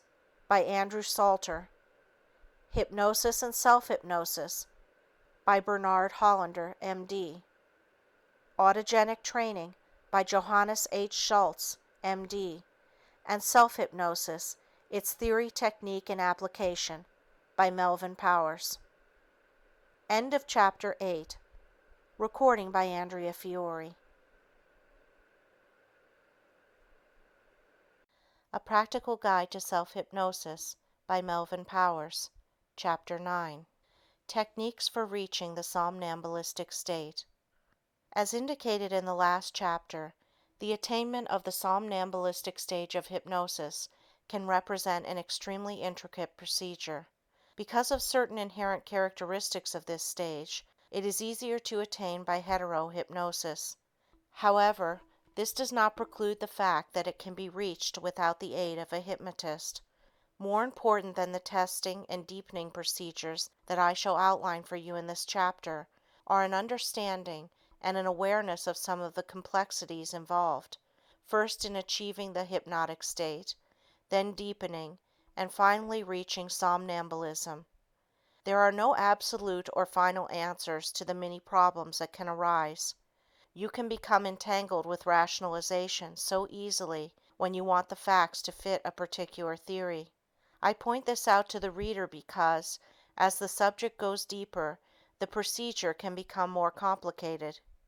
There are many interesting phenomena which can be elicited in the somnambulistic state. They are of interest for the most part to students of abnormal behavior and are pertinent from an academic viewpoint. They do not fall within the province of this book or of hypnosis for therapeutic purposes and might lead the reader astray. Should readers be interested in further hypnotic phenomena, I refer them to Modern Hypnosis by Leslie Kuhn and Salvador Russo, Ph.D., Experimental Hypnosis by Leslie Lecron, Time Distortion in Hypnosis by Milton Erickson, M.D., and Lynn F. Cooper, M.D., and Hypnotism, An Objective Study of Suggestibility by Andre M. Weitzenhofer, Ph.D. As discussed previously, some individuals experience difficulty in attaining the deeper hypnotic states. My advice is to be patient and to continue working with yourself. It is not imperative or vital to reach the somnambulistic stage for therapeutic results. It is a misconception on the part of many students that they must go into the deepest state possible to obtain results. Dramatic changes can come about at all levels of hypnosis. The somnambulistic stage is necessary in hypnotherapy when there is a need for the patient to relieve some traumatic episode. It is also useful when the patient is reluctant to consciously discuss certain aspects of his problem. Many hypnotherapeutic techniques such as amnesia, hypermnesia, progression, paramnesia, automatic writing, dream induction, regression, production of experimental conflicts, and crystal or mirror gazing require a somnambulistic state. For those of you interested in hypnotherapy, I can recommend no finer book than Hypnotherapy of War Neurosis by John G. Watkins, Ph.D. In this book, the theory of hypnotherapy has been diagrammatically presented for easy comprehension and shown to be an amalgamation of concepts and practices from various schools of thought. Most students of hypnosis equate the phenomenon of amnesia with the somnambulistic state. The mistake they make is in trying to achieve amnesia. It's similar to the dog trying to catch his tail. It is impossible for the subject to effectively suggest amnesia to himself. If he remembers what he was supposed to forget, he has failed. If he truly doesn't remember what he was supposed to forget, he doesn't even remember the amnesia suggestion and can take no satisfaction from his success because he is not aware that he has accomplished the post-hypnotic suggestion. Unless an elaborate set of post-hypnotic suggestions are worked out, it is an impossible test for self-hypnosis. I know the reader is anxious to begin his conditioning for the somnambulistic state, but there are still a few pertinent remarks which should be remembered before proceeding further. The reader should not memorize verbatim any of the tests involved in proving the somnambulistic state. All that is necessary to remember is the general form and the goal you seek. The goal is to increase your suggestibility, which in turn means deepening of the hypnotic state. After each step, you are to give yourself suggestions that you will go still deeper the next time. You should also designate a specific length of time to work with self-hypnosis. The suggestions are as follows. I shall work with self-hypnosis for 15 minutes. At the end of that time, I shall open my eyes and wake up feeling wonderfully well. I'll be wide awake and refreshed. In case of any danger, I'll be able to awaken immediately and act accordingly. Some hypnotists tell their subjects to make your mind a blank. I suppose that what they really mean is that you must try to think of only what the hypnotist is saying. Have you ever tried to make your mind a blank? Try it for a moment. It's an impossibility. Should the hypnotist persist along these lines, he'll never be successful. It is the wrong approach. The subject, because of his inability to comply with this suggestion, is fighting a losing battle. It is also almost impossible for the subject to concentrate only on what the hypnotist is saying. Any word the hypnotist says can start a conscious as well as an unconscious train of thought. Therefore, in reality, this too is impossible. However, it really isn't necessary that the subject keep his thoughts concentrated solely on what is being said so long as they are kept in the general area. At times, the more you try to concentrate, the more your thoughts become scattered. Suppose I say to you, forget the address 8721 Sunset Boulevard. What happens? The more you try to forget it, the more you remember it. Therefore, don't be concerned if you experience stray thoughts during the induction and deepening of hypnosis. You are now ready to continue with further tests. The first 5 tests should be mastered before continuing. Test number 6 is referred to as the fly test. In this test, once under hypnosis, you picture that a fly is crawling on the back of your right or left hand. Once you feel the fly, you know you are deeply hypnotized. You might even get an urge to move your hand and flick the fly off your hand. When this happens, you know, of course, that you are deeply hypnotized. Here is a sample of the type of suggestions to give. As I count to 10, and even before I reach the count of 10, I shall feel a fly crawling on the back of my right hand. This illusion will seem very real to me. 1. My right hand is completely relaxed. 2. I feel completely at ease. 3. I am beginning to feel a pleasant tingling feeling on the back of my right hand. 4. This feeling is becoming strong. 5. It feels as though a fly is moving on the back of my hand. 6. I have had this same feeling before. 7. I can feel the fly. 8. The feeling is very definite. 9. As I flick my hand, the fly will disappear. If you have felt the fly, move your hand. 10. It is gone. Test number 7 is known as the cigarette test, and naturally is only for those of you who smoke. In this test, you give yourself post-hypnotic suggestions during the hypnotic state, awaken yourself, and then note the effects of the post-hypnotic suggestions. If the cigarette tastes bitter or has a repugnant taste or odor, and if you furthermore find it impossible to smoke more than 3 puffs, necessitating your putting out the cigarette, you know the post-hypnotic suggestions are working perfectly and that you are an excellent hypnotic subject. Here are the suggestions to give yourself while under hypnosis. As I count to 3, I shall feel the warm, pleasant rays of the sun on my face and hands. 1. The cloud is moving, and I can begin to feel the warm, pleasant rays of the sun. 2. The cloud is moving more and more, exposing more and more of the sun. I can feel the warmth of the sun's rays. 3. The cloud has moved away from the sun, and I can feel the full, warm strength of the sun. It is a pleasant feeling, but as I continue to count to 5, the warm feeling will dissipate. 4. The warm feeling is leaving. 5. The warm feeling has left, and I feel perfectly normal in every respect. A variation of this test is to see yourself lying comfortably in front of a fireplace. In this instance, you imagine someone is adding wood to the fire. As this is done, you feel the warm glow of the fire more and more.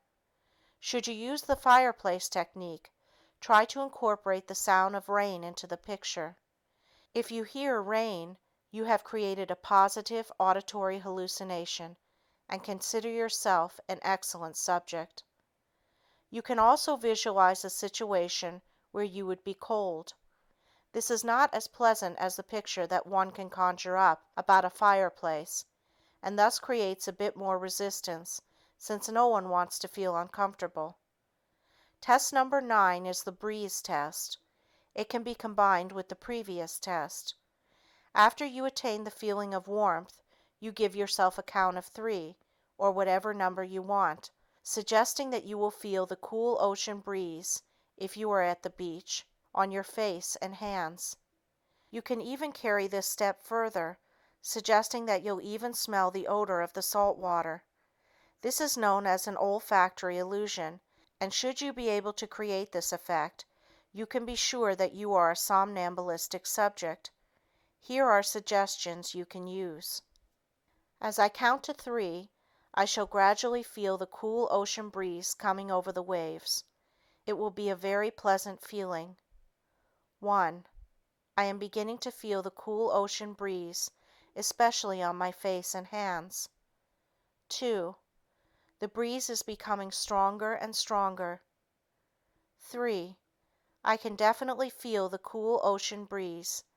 As I continue to count to 5, I shall smell the pleasant, healthy aroma of the salt water.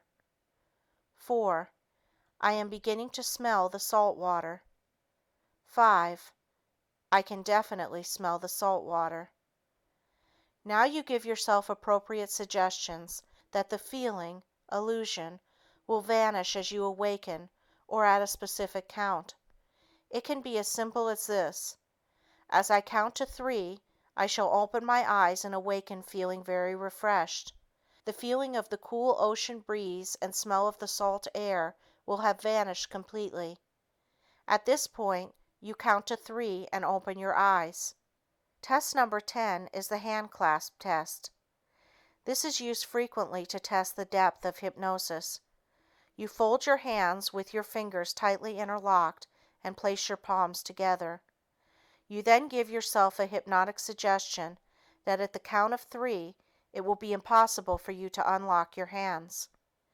After you try and are unable to unlock your hands, you continue counting to 5, suggesting that you will be able to do so when you reach the count of 5. Incidentally, you should remove any ring you may be wearing before trying this test. Here are a few suggestions that you can follow. As I complete the count of 3, I shall try to unlock my hands, but will be unable to do so until I count to 5. 1. My hands are locked tightly together. 2. My fingers are locked tighter and tighter. 3. It is impossible for me to unlock my hands until I count to 5. 4. As I reach the count of 5, I shall be able to unlock my hands very easily. 5. I can now unlock my hands very easily. Test number 11 is the arm test. Here is another test used frequently to test the receptiveness to hypnosis. Make a tight fist and extend your arm in front of you as far as possible. Visualize your arm as one solid mass, as stiff and rigid as a bar of steel. After your arm is extended, give yourself a hypnotic suggestion that you will be able to bend your arm when you complete the count of 3. As you continue to count to 5, you will be able to bend your arm very easily.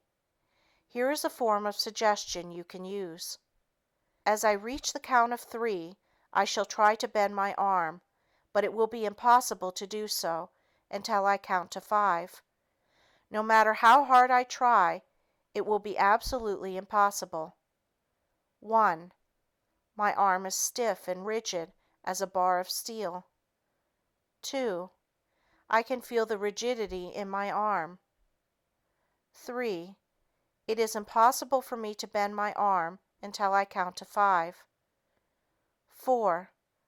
I can feel the stiffness slowly leaving. 5. I can now bend my arm easily and it feels normal in every respect. Test number 12 is the eye test. This is probably the most widely used test in hypnosis. Many subjects equate the inability to open the eyes with hypnosis. Many assume that if they can open their eyes, they have not been hypnotized. I must emphatically point out that this is not true. The subject can fail the eye test and yet have been under hypnosis.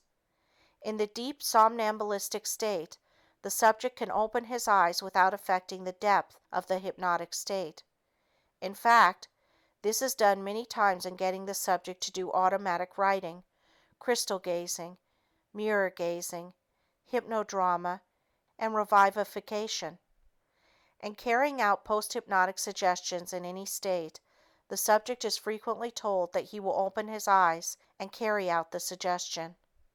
I have found that there is more anxiety connected with the eye test than any other test. I feel that it is a normal reaction and one that must be anticipated by the hypnotist as well as the subject. Occasionally, while hypnotizing a new subject, he will open his eyes.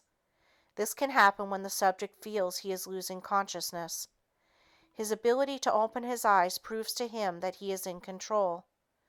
One of the main fears that the subject has is his belief that he will lose voluntary control of himself.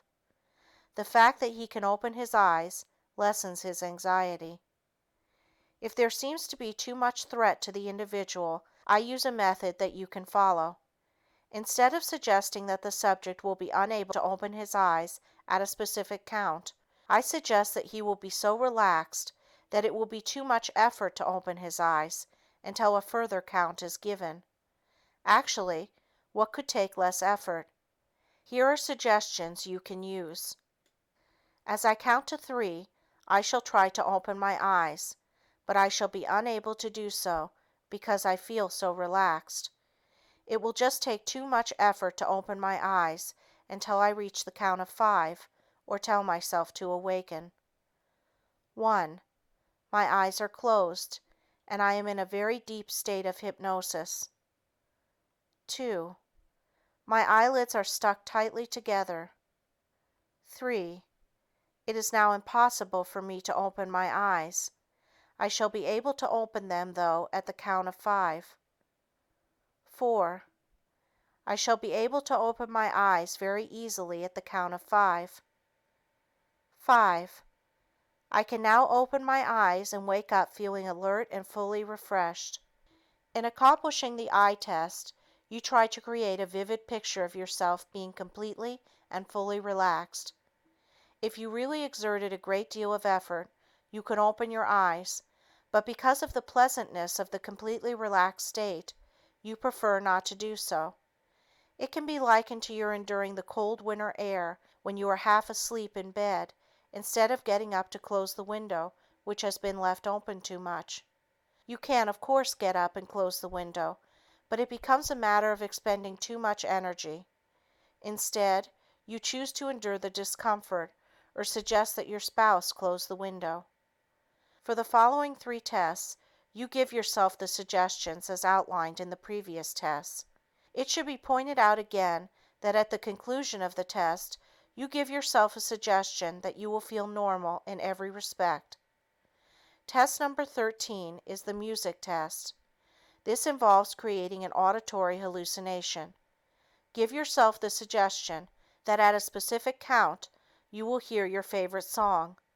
It will last for 1 minute and then fade out. Test number 14 is the dream test. It is incorporated in a great deal of hypnotherapy. The subject is told that as the hypnotist counts to 3, the subject will have a dream lasting for several minutes, which he will remember. The dream, furthermore, will call his attention to an important incident that he has long forgotten, yet which will be relevant to his problem. In self-hypnosis, you suggest to yourself that at a specific count, you will have a very pleasant dream lasting for several minutes, at the end of which time you will awaken feeling refreshed. For those readers further interested in producing dreams, I can highly recommend a very fascinating book called The Experimental Production of Dreams During Hypnosis by Professor David Bowen Klein. Test number 15 is the anesthesia test. This is conducted by telling yourself that you will not feel the pain associated with the act of pinching yourself. You suggest that you will feel the pressure of your fingers but will not feel the pain involved. I urge the reader not to stick pins in himself to test the anesthesia. This can be dangerous, lead to infection, and cause other harmful results. You should also not dig your nails into your skin to make sure that you don't feel pain. End of Chapter 9. Recording by Andrea Fiore.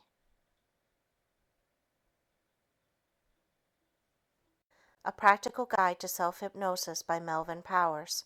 Chapter 10. A New Approach to Self-Hypnosis When All Else Fails. Let us assume that you have tried diligently to learn self-hypnosis for a month or more, but have failed. You have worked faithfully, following the instructions outlined in this book and other books on self-hypnosis, but somehow the state of hypnosis eludes you. Should you give up in despair, or is there still hope for you? Let me assure you that you can still become an excellent subject. Let us examine several areas of this problem and a new approach that will help you achieve your ends. You must first of all ask yourself if you are feeling better and whether you have made strides in the direction you desire, while giving yourself suggestions in whatever stage of hypnosis you have achieved. If your evaluation is affirmative to any degree, you can expect even greater results. But, you may say, how can I expect greater results when I haven't achieved self-hypnosis? My answer is, you may be achieving self-hypnosis and not know it. The change to the self-hypnotic state from the waking state can be very imperceivable. Many times, prior to testing subjects under hypnosis, I ask them if they think they are in the hypnotic state. The answer is invariably no. When asking the subjects for a cogent reason for this answer, they usually exclaim that they are aware of what is going on and do not feel any different than they did before I started working with them. They are amazed to find that various tests work so perfectly. Some subjects do not respond to hypnotic tests, no matter how long you work with them. For these persons, I usually de-emphasize the need for passing the tests and concentrate on the therapeutic results which are desired. This approach lessens anxiety and usually results in a deepening of the hypnotic state.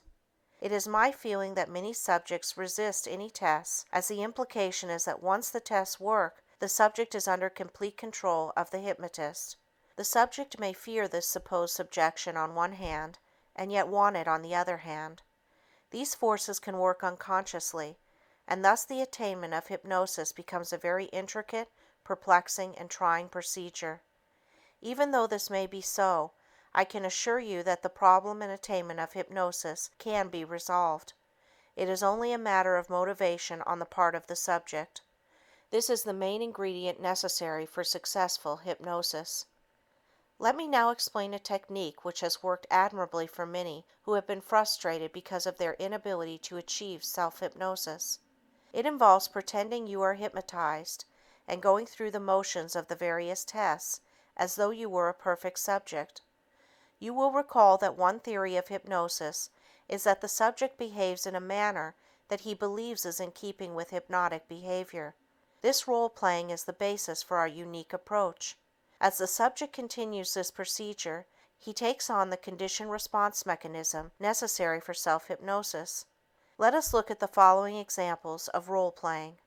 During the war, many soldiers who wanted to leave the army would pretend something was wrong with them.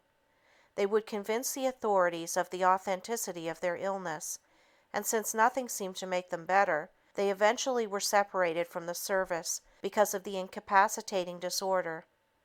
But what happened to many of these malingerers after they were released from the service? I'm sure you know the rest of the story.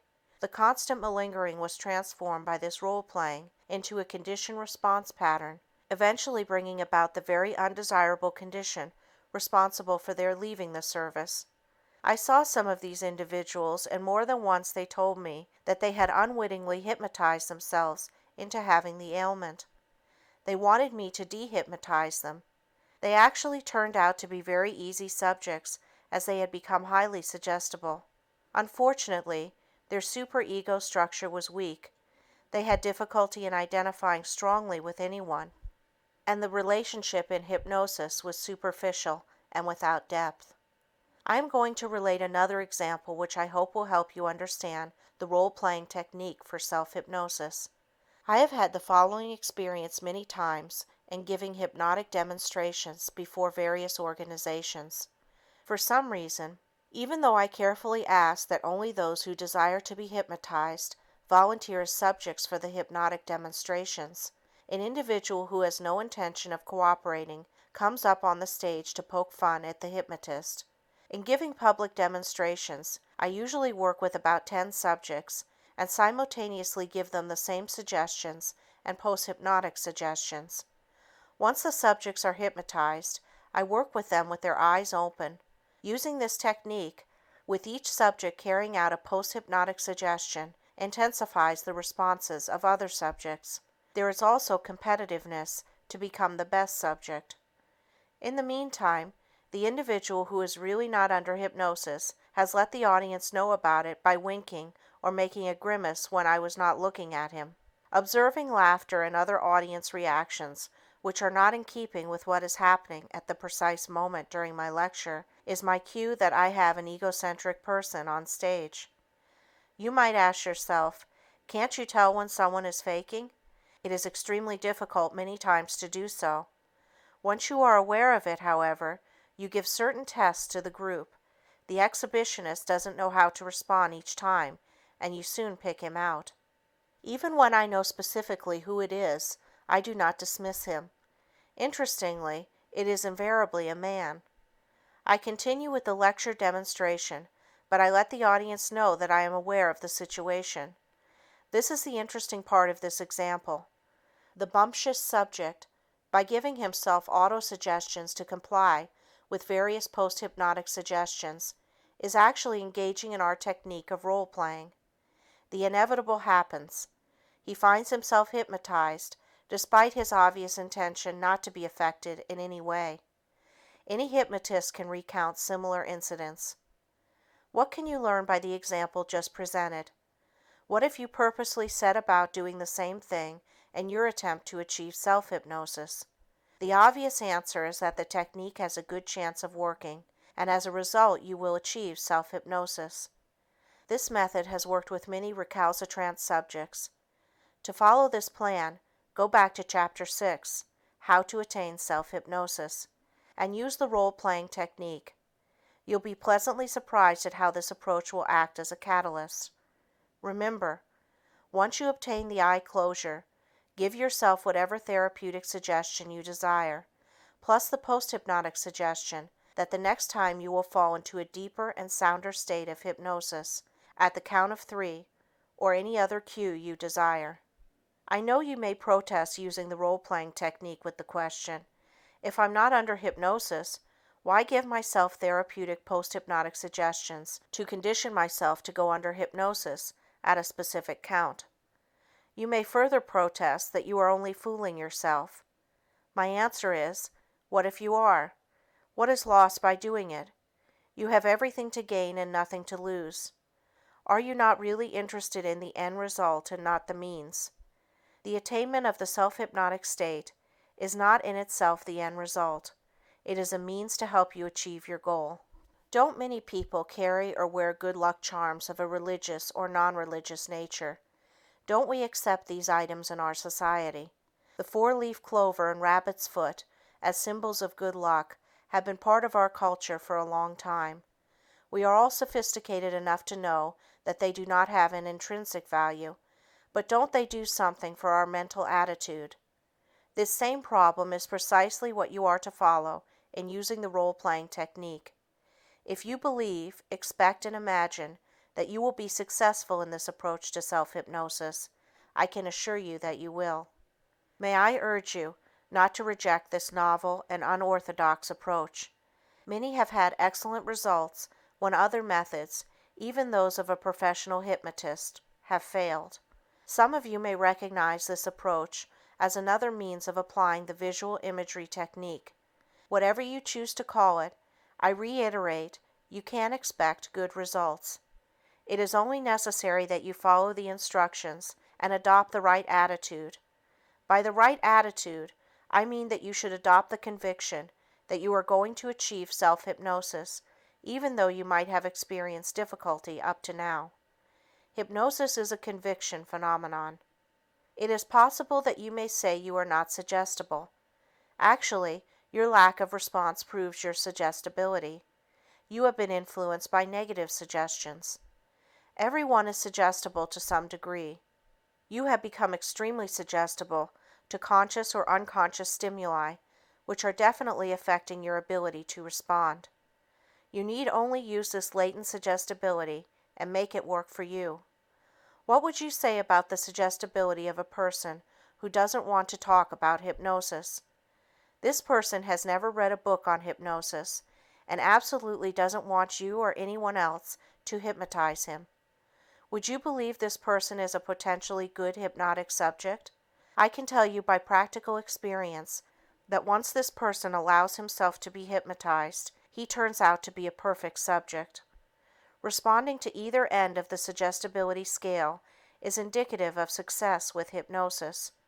It becomes a matter of manipulating this suggestibility skillfully in order to achieve results. Let me give you another example which may help. Which one of these two lines drawn on this page is longer, line AB or line CD? What is your answer? Did you think both were the same? Take a ruler and actually measure them. You'll find line AB longer than CD. But, you reply, every other time both lines were the same. This is a familiar optical illusion, which is used many times in basic courses in psychology. It is known as the Mueller-Lyer illusion. My contention is that if you said, both are the same size, you are potentially a good subject. You respond perfectly to previous conditioning. Thus you are responding as anticipated. If, on the other hand, you picked line AB, you are normally suggestible. If you honestly picked line CD, you are extremely cautious and respond best to reverse psychology. Once again, you are highly suggestible, but toward one extreme. Here's another interesting experiment. Would you say that lines A, B, and CD were perfectly straight? I'll let you figure out what your response means to this test by yourself. You can take a ruler to determine if the lines are straight. We all respond unconsciously to stimuli of some sort. Word association tests are based on this principle. Aren't your reactions automatic to the following terms? Democratic Party, Republican Party, Communist Party, mother, father, movie star. If I mention the name of a famous person, city, or country, the same immediate unconscious reaction takes place. Let's try it. Theodore Roosevelt, Harry Truman, Dwight D. Eisenhower, John F. Kennedy, Albert Einstein, Albert Schweitzer, Eleanor Roosevelt, Boston, New York City, Hollywood, Miami Beach, United States, England, France, Italy, Israel, Africa, Russia, China, India, and South America. The response and image keep changing, don't they? I am trying to point out that this reaction is automatic because of previous conditioning. I could mention almost anything and the same automatic reaction would take place. The reaction would always be the same unless something had happened to change or alter your response. Let us mention the word hypnosis. Some sort of reaction must take place. This can either be positive, negative, or neutral for our purposes. You really don't have to think about your response, as it is automatic. The point to remember is that a definite response has taken place, which will either help or hinder your attainment of hypnosis. If the response should be negative, it can be changed by gaining knowledge and actual experience in hypnosis. It is natural to have a bit of uneasiness when first experiencing or thinking about being hypnotized. After all, you haven't been exposed to hypnosis in a therapeutic setting and couldn't have formed a favorable reaction. Your response is probably derived from a fictionalization of hypnosis. The initial task of the hypnotist is to create, by educating the prospective subject, a favorable attitude so that the subject allows himself to be hypnotized. What does this mean specifically to you if you are having difficulty learning self-hypnosis? It means that through repeated exposures, you will finally respond. You will realize there is no need for anxiety in regard to your response. This inner feeling will, in turn, have a cumulative, favorable effect upon your unconsciousness, which will result in your finally responding to hypnosis. Suppose you still maintain and insist that you are not suggestible and wonder if you will ever respond to hypnosis. Furthermore, the assurance I have given you up to this point doesn't seem to convince you. If you have tried diligently to achieve self-hypnosis, you cannot be blamed. But let's try an experiment to test your suggestibility. It is well to ponder my statement that if you do not respond, it is a sign of being suggestible, but in a negative sense. Lack of response is a manifestation of this negative suggestibility. My contention is that you are definitely suggestible. Let us see what happens to you in trying the following classical experiment. It is called Chevreul's pendulum test. Draw a circle with about a 6-inch diameter and mark it as shown in the illustration. Next, take a ring and attach a string to it. If you have a locket, it will do as well. The hypnotist uses a crystal ball and chain for this experiment. Hold the end of the string or chain and keep the ring or whatever object you are using about 3 inches above the center of the circle. Now concentrate and fix your gaze on the ring, crystal ball, or locket. Mentally suggest to yourself that the object will begin to revolve in a circular manner following the numbers 1, 2, 3, and 4. Picture in your mind's eye that this circular motion is becoming wider and wider. Work at this image for several minutes. Did the object begin turning to the right following the numbers? Did the circle become larger and larger? If it did, you are absolutely suggestible, are influenced by your own suggestions, and therefore, if you follow instructions, can learn self-hypnosis. You can be trained to acquire this skill. If the experience did not work, try it again. Concentrate harder and try to visualize more intently the object revolving in a circular manner. You are not to rotate the object consciously or help it in any way. The action must stem from your subconscious. The thought of the crystal ball or ring revolving in a clockwise or counterclockwise direction invariably causes an involuntary muscle reflex action to take place. This phenomenon is known as ideomotor action. Usually, as the subject concentrates more intensely, the reflex action becomes more profound, causing greater unconscious movement of the hand, which in turn is transmitted to the object in the form of larger circles and greater momentum.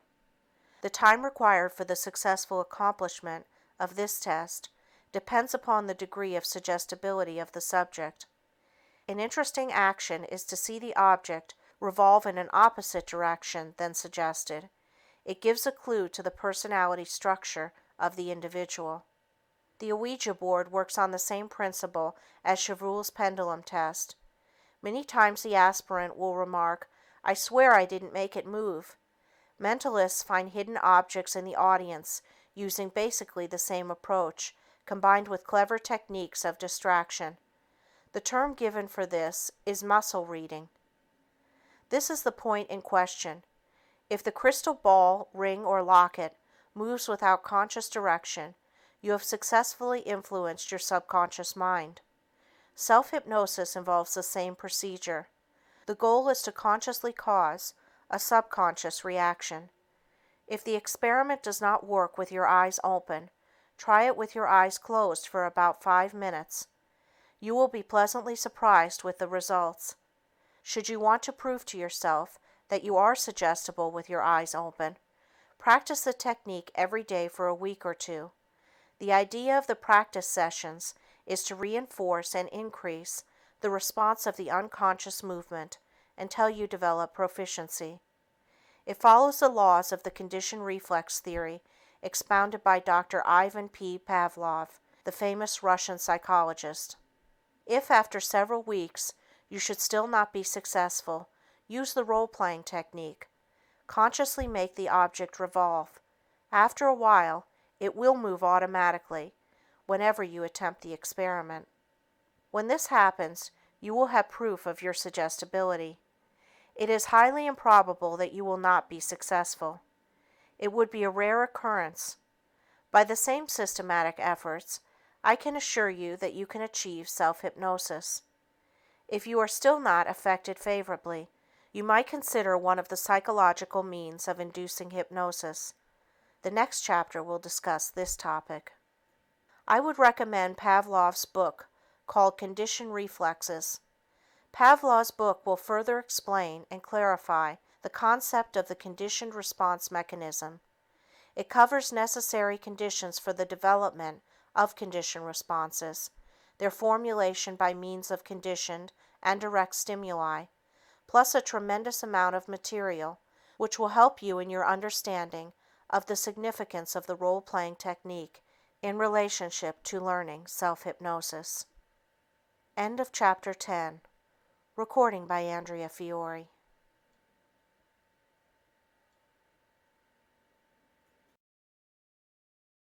A Practical Guide to Self-Hypnosis by Melvin Powers. Chapter 11. Psychological Aids and Their Function. Psychological or mechanical aids are used to help put the subject in a state of hypnosis. The use of the aids helps increase the suggestibility of the subject toward hypnosis. The 2 most widely used hypnotic aids are the crystal ball and chain and the 12-inch hypnodisc. One reason is that these 2 items have no other use or function outside of the area of hypnosis.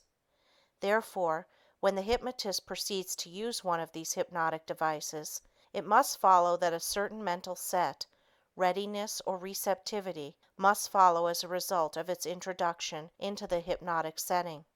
If the subject is uneasy about the hypnotic setting or his response, the introduction of the hypnotic aid can mobilize the subject's defenses, which may be on a conscious or unconscious level.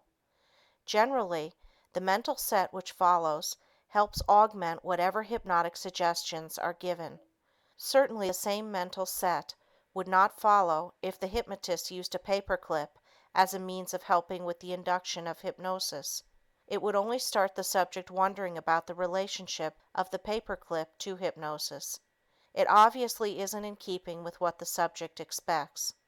It is important to utilize the subject's expectation as to what he believes takes place in the setting, as long as this expectation does not hinder the induction of hypnosis. The mere act of turning down the lights or drawing the curtains before the hypnotist begins to work with the subject is a nonverbal suggestion which can be considered as a psychological aid. The subject knows that the hypnotist is ready to begin at this point. Actually, it isn't necessary to darken the room at any time to induce hypnosis. Doesn't the stage hypnotist work with glaring lights? The room is darkened, and I might add that I use this procedure myself, mainly for the psychological effect. If I feel that this procedure might cause anxiety, I proceed with the room undarkened. In discussing psychological aids, it is agreed that we are primarily interested in seeing the subject feel better or achieve whatever goals he seeks through the intelligent application of hypnosis. If a hypnotic aid will help the subject achieve hypnosis, we can concur it is justified. It is not to be considered a subterfuge. If the physician administers a placebo to a patient with the remark, "Here is a new medicine that can help your condition," and if this technique does help alleviate the patient's condition, it is considered good medicine. You must know beforehand that in using the 12-inch hypnodisc, the subject's eyes must begin to water, his eyelids must get heavy, and eventually he must close them. Even before you begin to use the hypnodisc, you suggest that these conditions will take place. During the induction of hypnosis, as these reactions are noted by the subject, a favorable psychological attitude automatically develops, which in turn helps further suggestions. If the subject reacts favorably to suggestions A, B, and C, it follows that he is more prone to accept suggestions D, E, and F, which are therapeutic in nature. The subject can better relate to the latter suggestions when he has seen proof of his initial suggestibility. This approach works better than beginning immediately with the latter suggestions. The build-up of suggestions convinces the subject he is in a heightened state of suggestibility and can benefit from the therapeutic suggestions of the hypnotist or his own. Perhaps this needed assurance is so helpful because it eliminates the anxiety of the subject concerning his suggestibility. He seeks and needs the satisfaction of knowing he has attained the prerequisites necessary before any therapeutic program can benefit him. The subject's prerequisites need not be actually related to the hypnotic process per se, but merely match his preconceived ideas about what is necessary. Let me give you an example.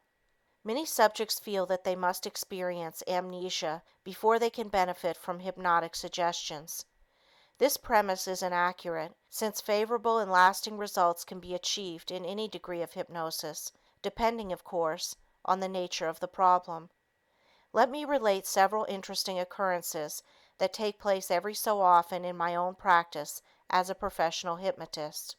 A subject who is responding well to hypnosis, but not to the point of amnesia, insists that he will not benefit until he is knocked out and doesn't remember what happened. Trying to convince him otherwise proves fatal. He just refuses to accept whatever explanation you give him. My own method is not to insist that the subject is wrong, but somehow to use his misconception in a constructive manner. After getting him into the cataleptic state, I suggest that I am going to stop talking for 5 minutes, during which time he is to mentally repeat "sleep" as he slowly and deeply inhales, and "deep sleep" as he slowly exhales. At the end of this time, he'll be in a very deep hypnotic state. Instead of remaining quiet for 5 minutes, I take 10 minutes. I then begin to whisper suggestions to the subject to determine if he is still under hypnosis or asleep. If he is asleep, I let him remain asleep for a still longer period of time, after which interval I awaken him. I ask him if he remembers what I said to him during the time he was deeply hypnotized. If he says no, I remark, "Very good." I further point out to him that he has now experienced amnesia and will now make rapid strides. The subject, on the other hand, is pleased to see that I now agree with him, and in fact, the interesting result is that he does make excellent progress, because his preconceived requirements have been met. It should be pointed out that I keep working with the subject until such a time that he falls asleep.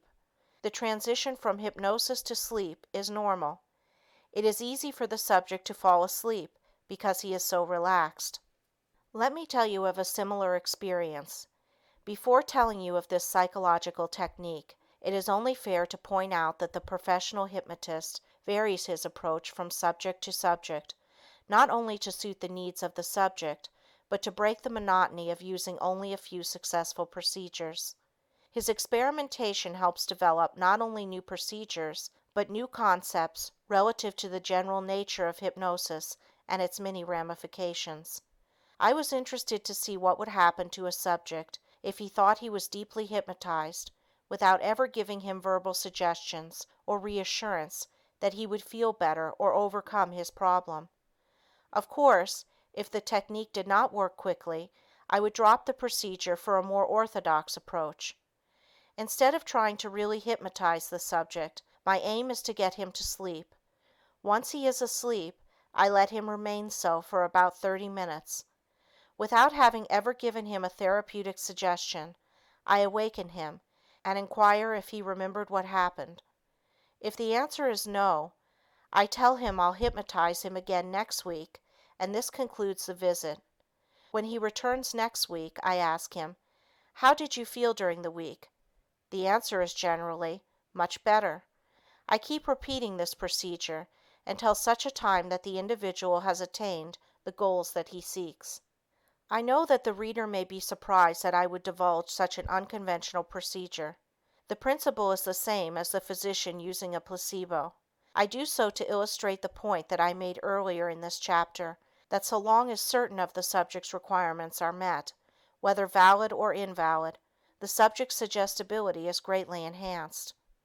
Naturally, the unsuspecting subject equated the period of not remembering, which was, as we know, true sleep, with the somnambulistic state. Actually, he was helped by self-hypnosis because he felt he would now make progress because he proved to be such an excellent subject. It is true, he was not using self-hypnosis, as has been outlined in this book, but he had now achieved a heightened state of suggestibility, hypnosis, and was using this state to further his own ends. The attainment of self-hypnosis can be an intricate and elusive procedure, as I have already pointed out.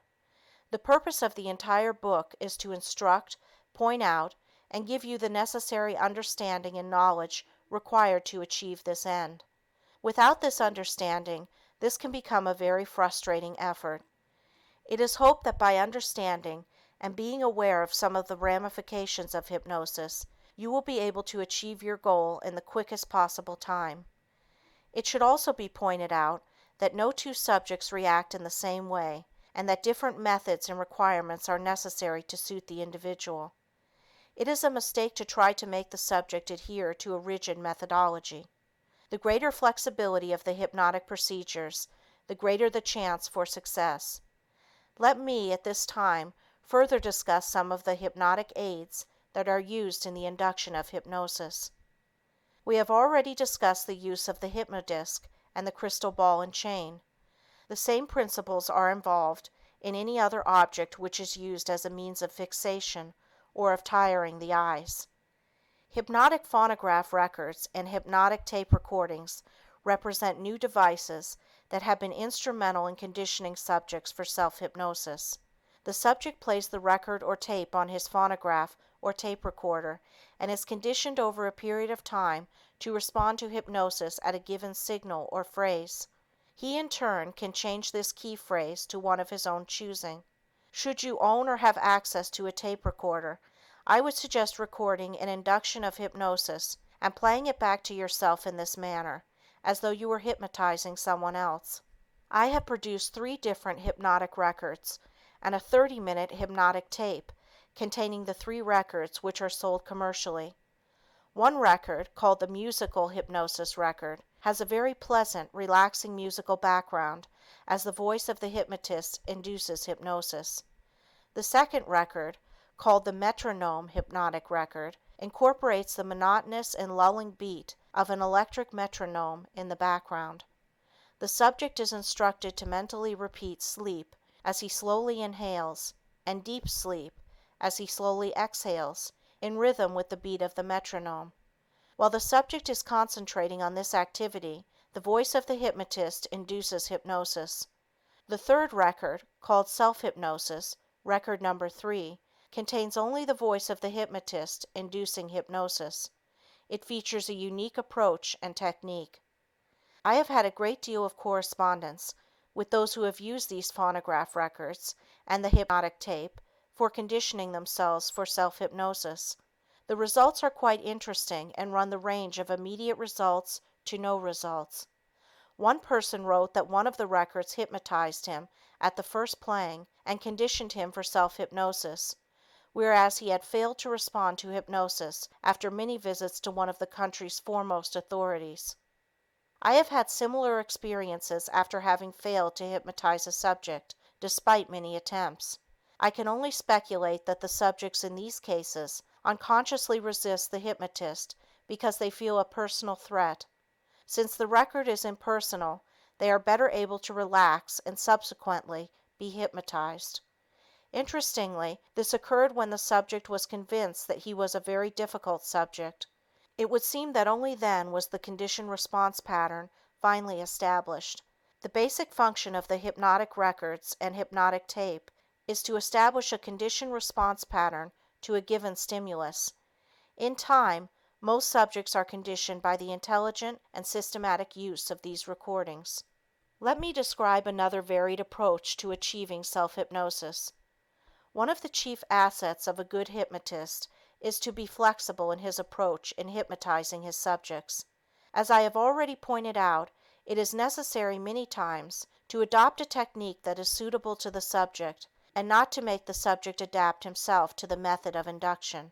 We know that with the somnambulistic subjects, any procedure will put the subject under hypnosis immediately. The hypnotist gains complete control of his subject as the subject is able to put himself in the proper psychological frame of mind for hypnosis.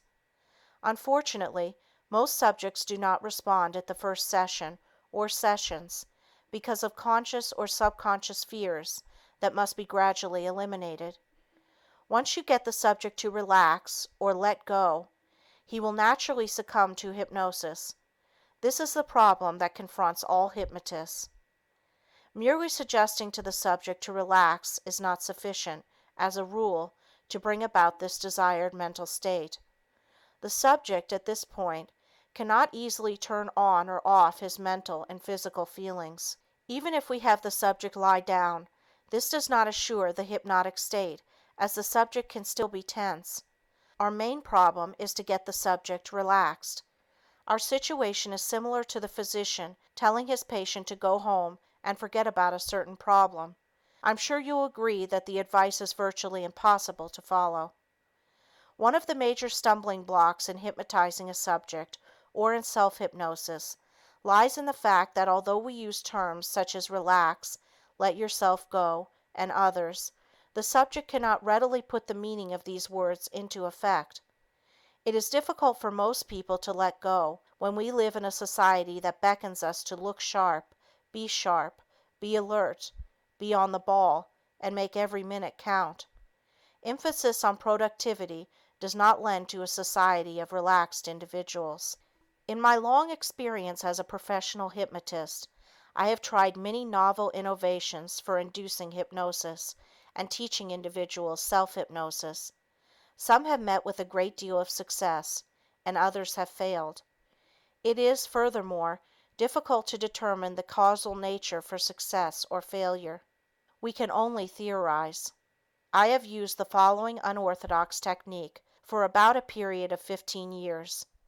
Exceptionally good results have been attained with it, although it must be admitted that it is not infallible. It is suggested to you as another good technique. In order to help the subject relax, I have been using a phonograph record or tape that I recorded containing the continuous sound of various degrees of rain.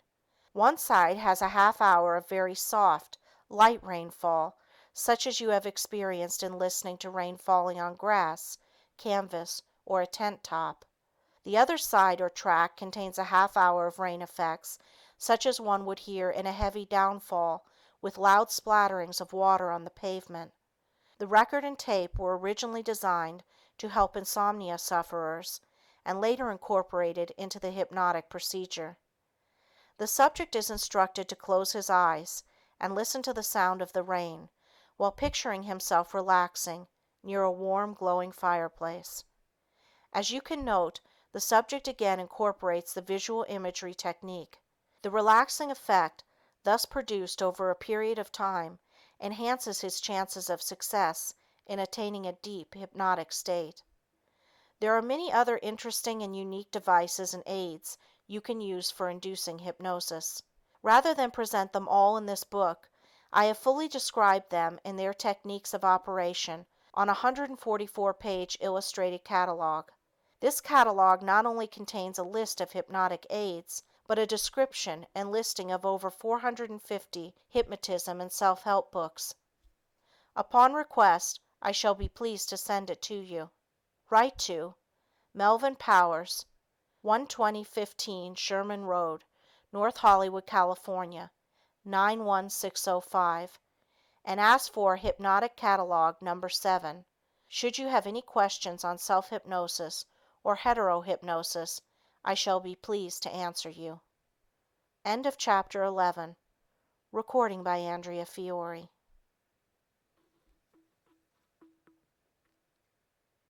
A Practical Guide to Self-Hypnosis by Melvin Powers. Chapter 12. The Nature of Hypnosis. Although the nature and phenomena of hypnosis are still incompletely understood, there are a multitude of theories which attempt to explain its mechanism and results. The most that can be done at this time is to explore various views which are held by leading authorities at present. It can be said, however, that a majority of authorities agree that hypnosis ensues as a result of natural laws which have been incorporated in the human organism since the beginning of man as he is today. The older theories show almost as much disparity as today, but for the purposes of history it is probably necessary to enumerate only the animal magnetism of Frederick Anton Mesmer, and a mention of the hysteria syndrome by Jean Martin Charcot. Both names loom large in the history of hypnosis. Mesmer, an 18th century physician, believed that hypnosis occurred as a result of vital fluids drawn from a magnet or lotus stone and which drew their unique qualities from the sun, moon, and stars. Charcot, as well as Pierre Janet and others, was convinced that hypnosis was a form of hysteria and that only hysterics could be hypnotized. The former, Mesmer, thought further that metal became imbued by the solar qualities, and his system is also known as metallurgy, by which he meant the proper application of metals. Naturally, these theories have been largely abandoned today, although there are still a few who think that hypnosis is a form of hysteria. Some pioneers, notably Dr. William S. Kroger, a psychiatrically oriented obstetrician and gynecologist who limits his practice to hypnotherapy, believes hypnosis is a conviction phenomenon which produces results that parallel the phenomena produced at Lourdes and other religious healing shrines. His formula is that faith, hope, belief, and expectation, all catalyzed by the imagination, lead inevitably to hypnosis. He, like Emile Coué before him, is convinced that you cannot will yourself to be hypnotized, and that whenever the will and the imagination come into conflict, the imagination will win out. This fits in perfectly, of course, with the author's already discussed visual imagery techniques, which require a high degree of imagination. Dr. Kroger, like a few others, has proved to his own satisfaction that all hypnotic phenomena can be produced at a non-hypnotic level. A large number of hypnotists, including the author, has come to believe that hypnosis is a semantic problem in which words are the building blocks to success. Not just any words, but words which ring a bell or tap the experiential background of the subject. This is why sleep continues to be in the lexicon of the hypnotist, even though hypnosis is the antithesis of sleep.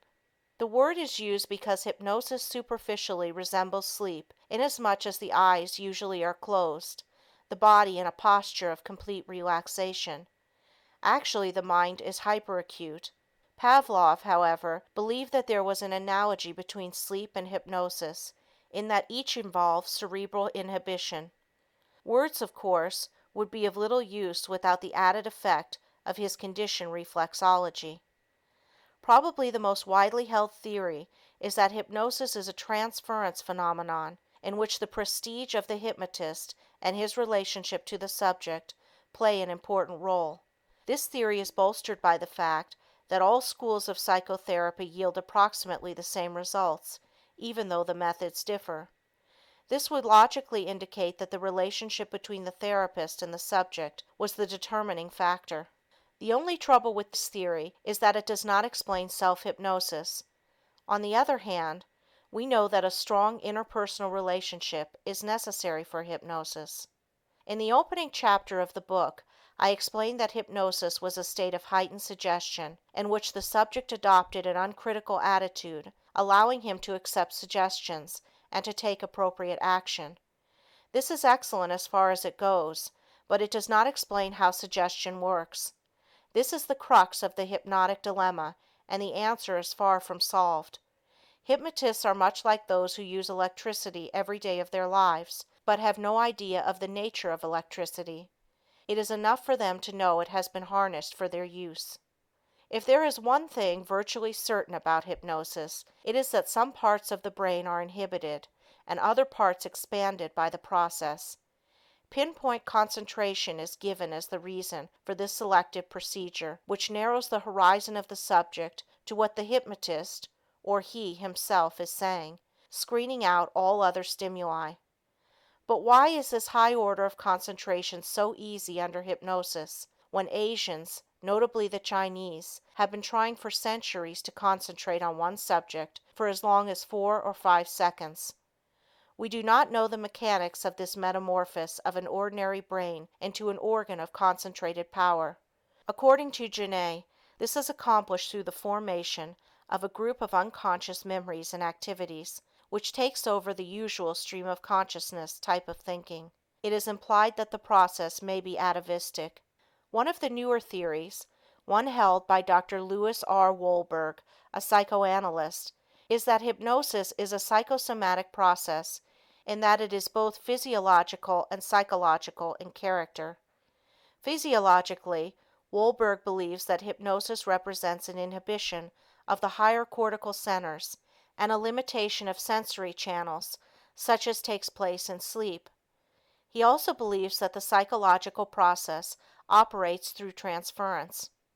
Others agree that it is a transference process, but that it is more of an extension of the subject's own psychic processes, which is enlarged to include the voice of the hypnotist or his own thoughts or voice.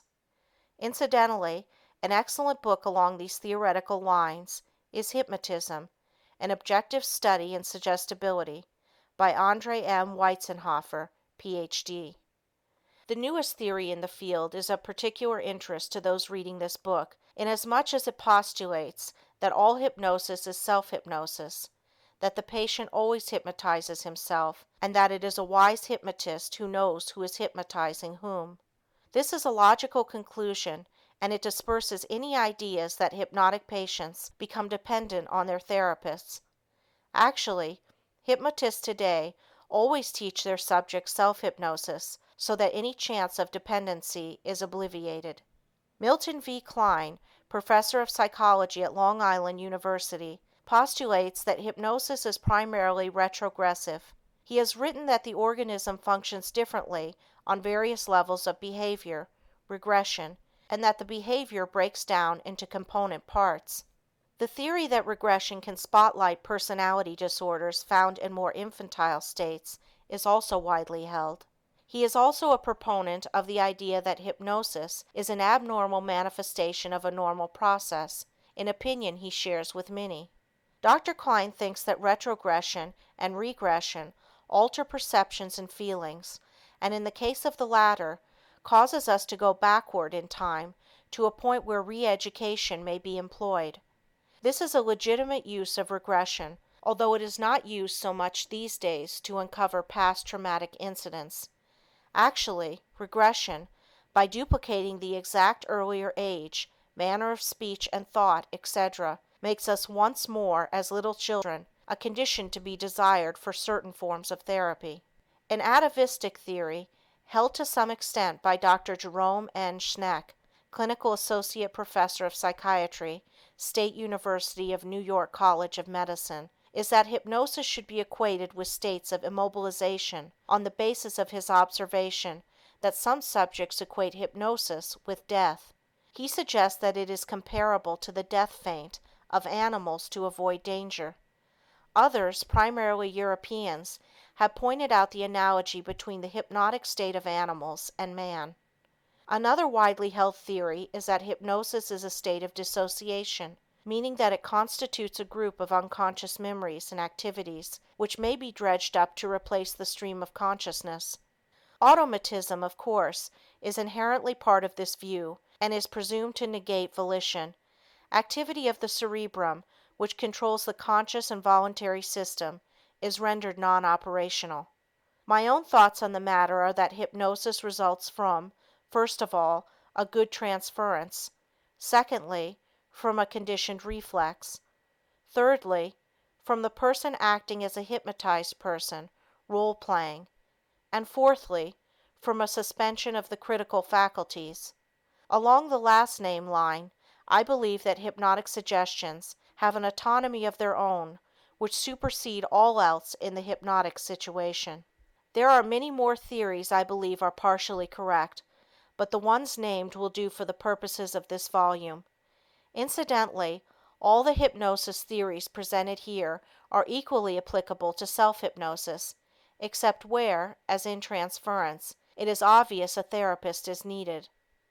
In conclusion, the author would like to take issue with those who believe that it is the monotonous intonations of the therapist that cause the subject to lapse from the deeply relaxed state into true sleep. I have observed many times, by comparing verbalization with silence, that the former gives the subject's mind a focal point of attention which prevents him from entering a deep state where hypnotherapy is impossible.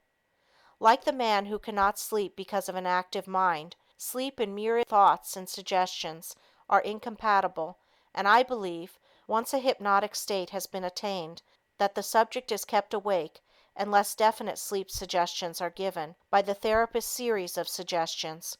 We have discussed the effect of the experiential background at length, and surely nothing connotates sleep more than closing one's eyes, test number 1. And so, in my view, you are doing two things when you talk to the subject. You are giving him helpful suggestions, but you are also keeping him awake and hyperacute so that these suggestions will sink in. End of chapter 12. Recording by Andrea Fiore.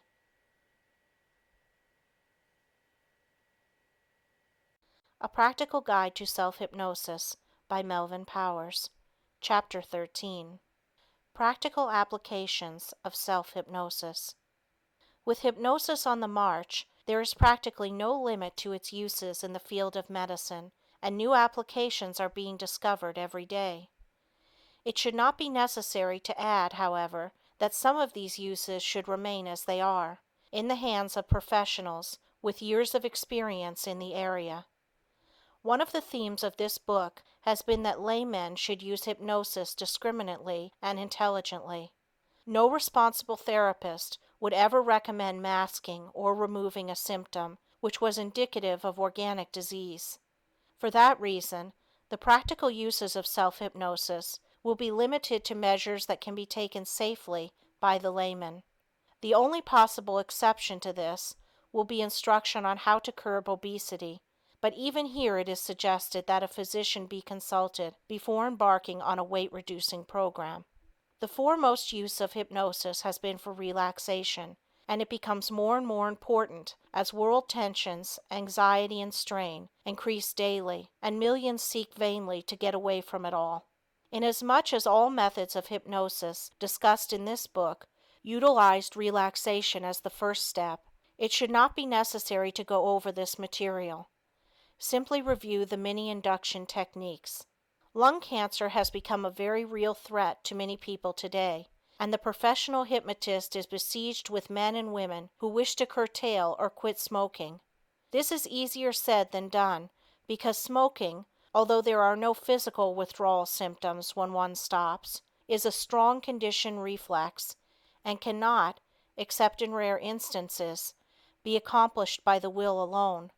The best way to stop smoking is to make it an impossibility, and that is exactly what you do when you follow the method touched on in an earlier chapter.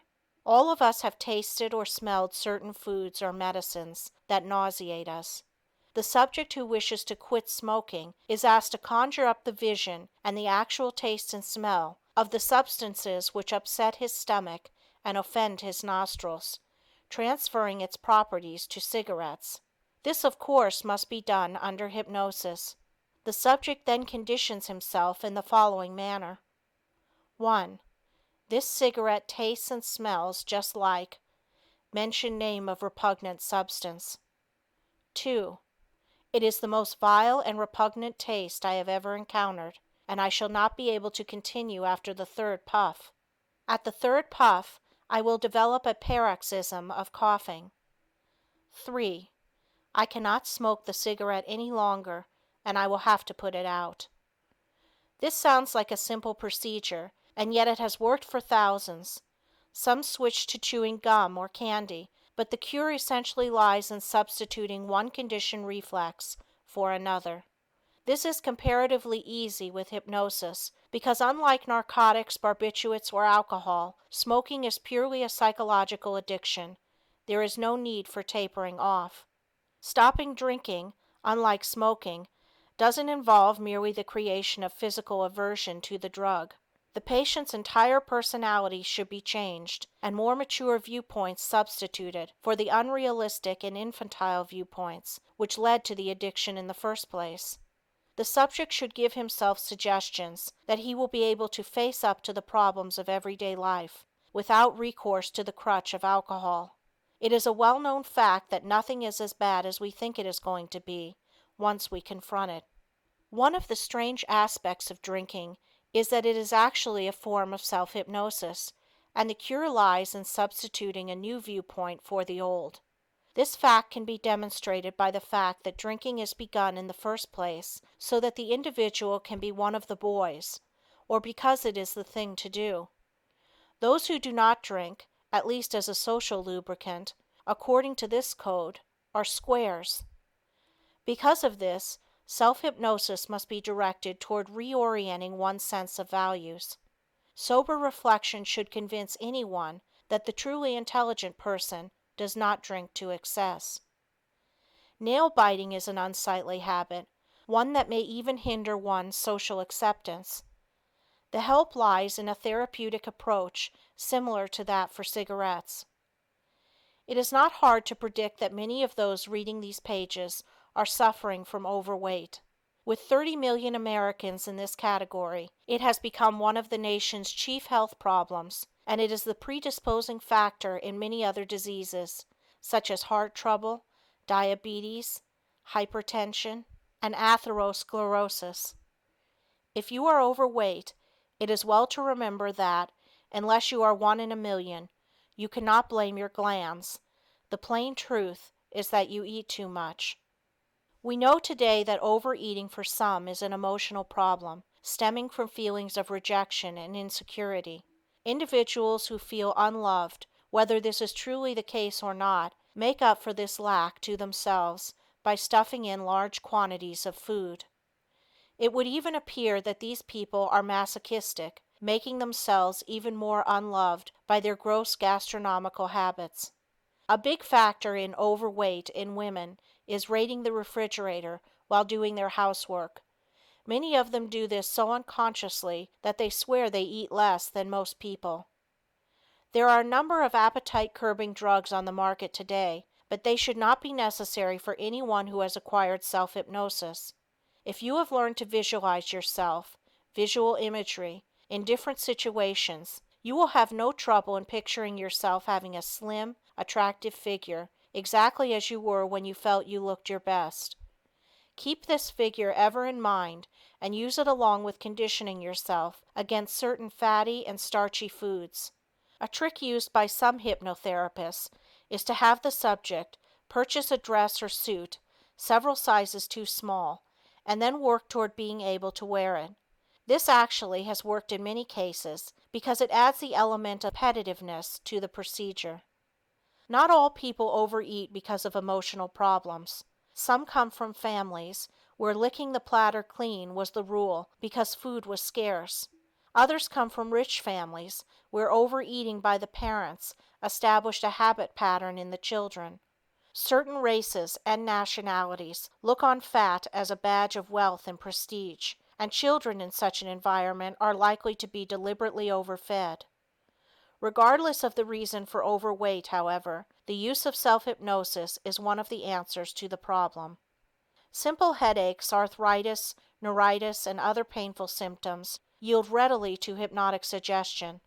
If physicians have given up on the problem and placed a subject on a maintenance drug dosage for pain, hypnosis can potentiate the drugs or even obviate them. Two of the major uses of hypnosis are in childbirth and for intractable pain of cancer or some other incurable diseases.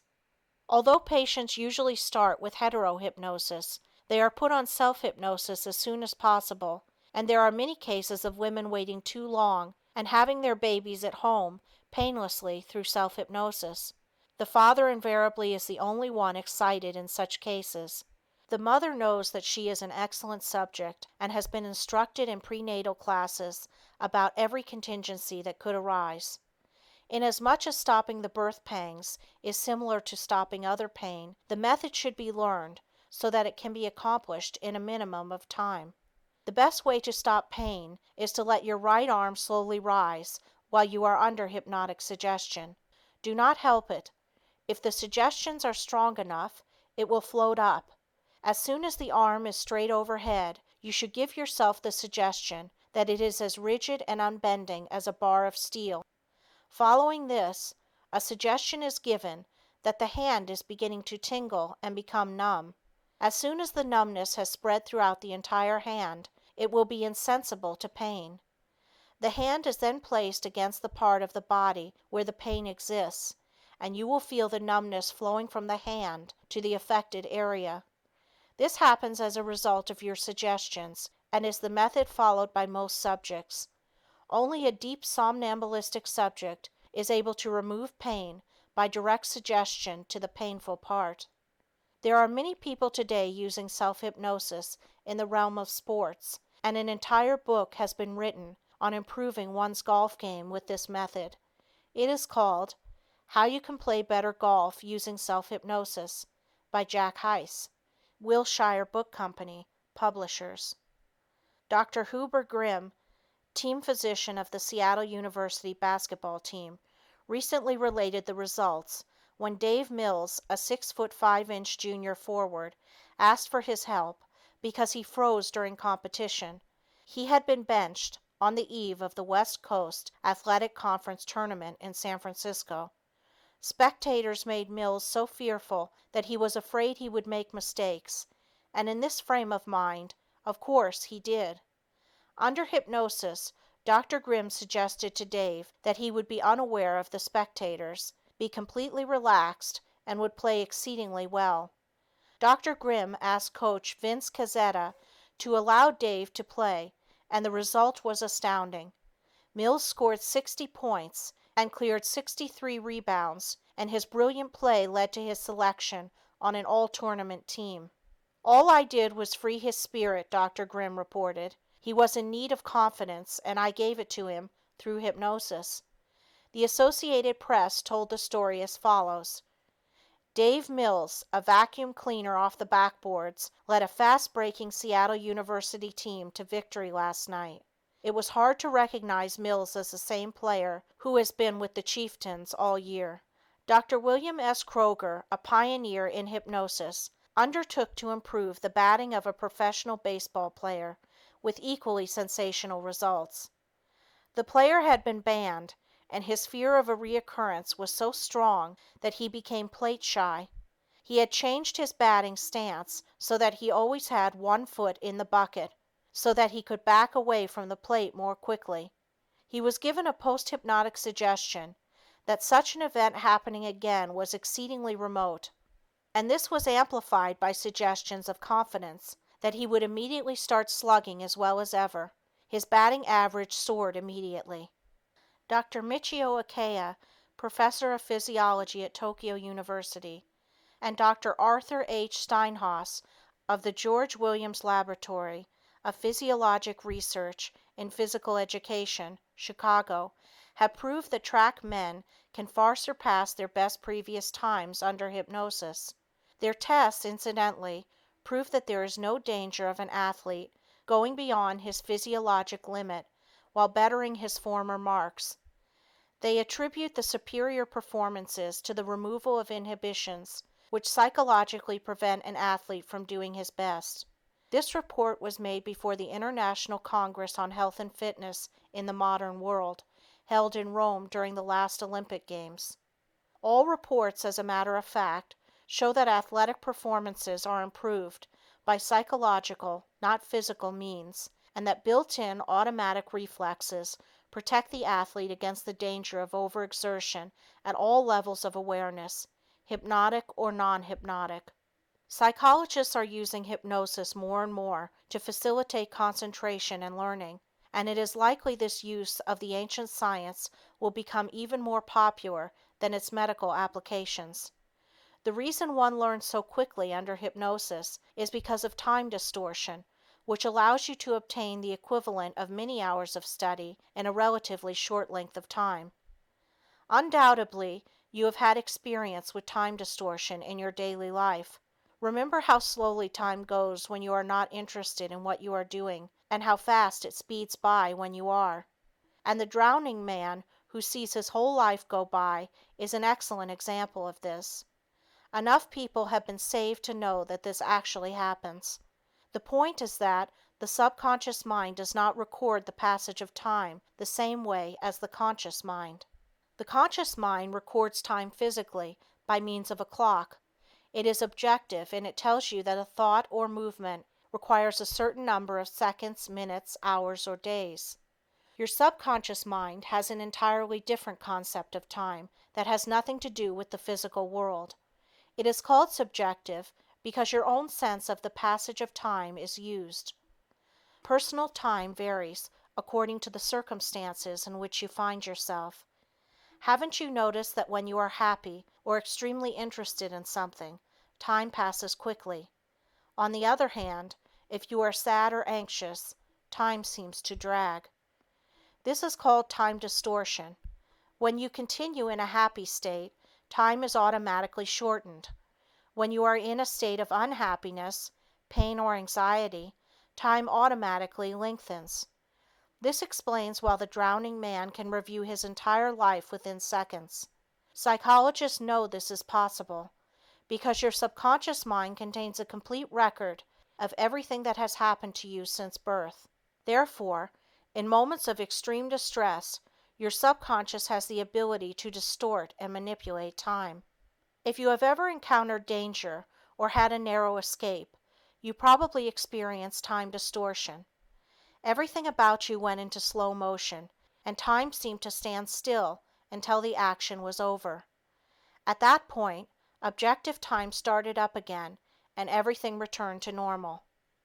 Many of you no doubt read an Associated Press report from Chicago on February 11, 1958, which reported how movie actress Linda Darnell had used hypnosis to help her with her first stage role. She had been asked to do the part on short notice and had no time for preparation. Miss Darnell telephoned her California physician for aid. He flew to Chicago. Overnight, through hypnosis, Miss Darnell learned her part and astounded the cast by knowing everyone's lines. Not only did she learn the part, but she was coached in the character of the artist she was portraying. As a result, Late Love was a hit play. Miss Darnell was under the impression she had been learning the part for a week, although only about 48 hours were involved, and these hours were not continuous. After her first performance, she said, "I never felt so secure about playing a role in my life. Hypnosis has helped me feel the part completely." Imagine how much more we are going to be able to learn when study under hypnosis becomes widespread. And the best part of it is that the learning is in your mind for a long time. Forgetting or mental blocks that interfere with your recall of information at any time are reduced to a minimum. In conclusion, I should like to recommend the entire field of self-hypnosis to everyone. It is a therapy which is positive, dynamic, and constructive. An excellent example of this is contained in the autobiography, Rachmaninoff's Recollections. In this book, immortal Rachmaninoff describes in detail his success in overcoming a severe case of mental depression. He had stopped composing and kept to himself, seldom leaving his room. After meeting with failure, using the available therapeutic remedies available at that time, he was persuaded by his relatives, the Satins, to seek the help of a hypnotist called Dr. Dahl. With much reluctance, he agreed to see Dr. Dahl and be treated specifically with hypnosis. Rachmaninoff's own words read as follows: "Although it may sound incredible, hypnosis really helped me. Already at the beginning of the summer I began again to compose. The material grew in bulk, and new musical ideas began to stir within me, far more than I needed for my concerto. I felt that Dr. Dahl's treatment had strengthened my nervous system to a miraculous degree. Out of gratitude, I dedicated my second concerto to him. As the piece had a great success in Moscow, everyone began to wonder what possible connection it could have with Dr. Dahl. The truth, however, was known to Dr. Dahl, the Satins, and myself." Does this story sound incredible? You have the word of one of the world's greatest musical composers that hypnosis alleviated his severe despondency. This is proof that the emotions of the individual can be changed by the ideas he builds up about himself. Dr. Leland E. Hinsey, professor of psychiatry, Columbia University, writing in his book, The Person in the Body, W. W. Norton and Company, states, "In some persons, the fear of disease is often the only damaging evidence of disease, yet it can be so strong as to disable the person in all his daily activities. The entire field of psychosomatic medicine, which deals with the interrelationship between body and mind, has as one of its basic tenets that suggestion not only can cause psychological personality disorders, but many physical disorders as well.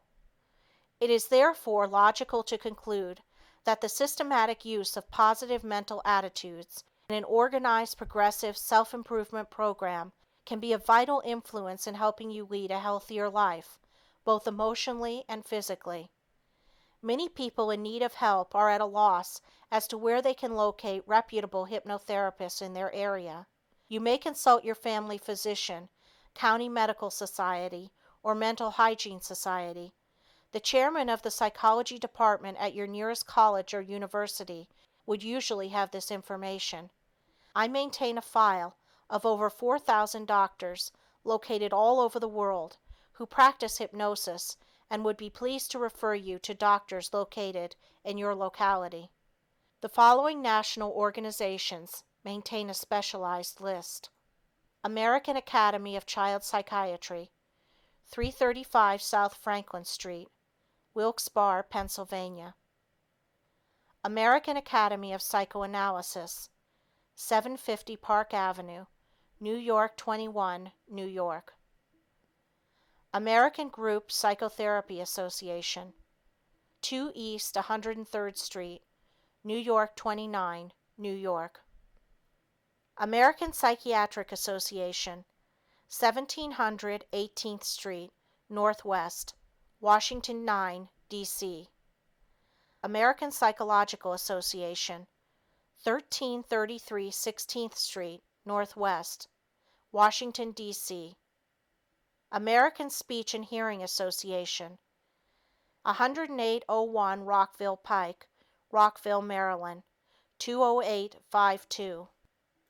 National Association for Mental Health, 10 Columbus Circle, New York 19, New York. National Association for Retarded Children, Incorporated, 99 University Place, New York 3, New York. National Council on Alcoholism, Incorporated, 2 East 103rd Street, New York 29, New York. National Health Council, 1790 Broadway, New York 19, New York. National Institute of Mental Health, U.S. Public Health Service, Bethesda 14, Maryland. Veterans Administration, Psychiatry and Neurology Service, Department of Medicine. End of Chapter 13. Recording by Andrea Fiore. End of A Practical Guide to Self-Hypnosis by Melvin Powers.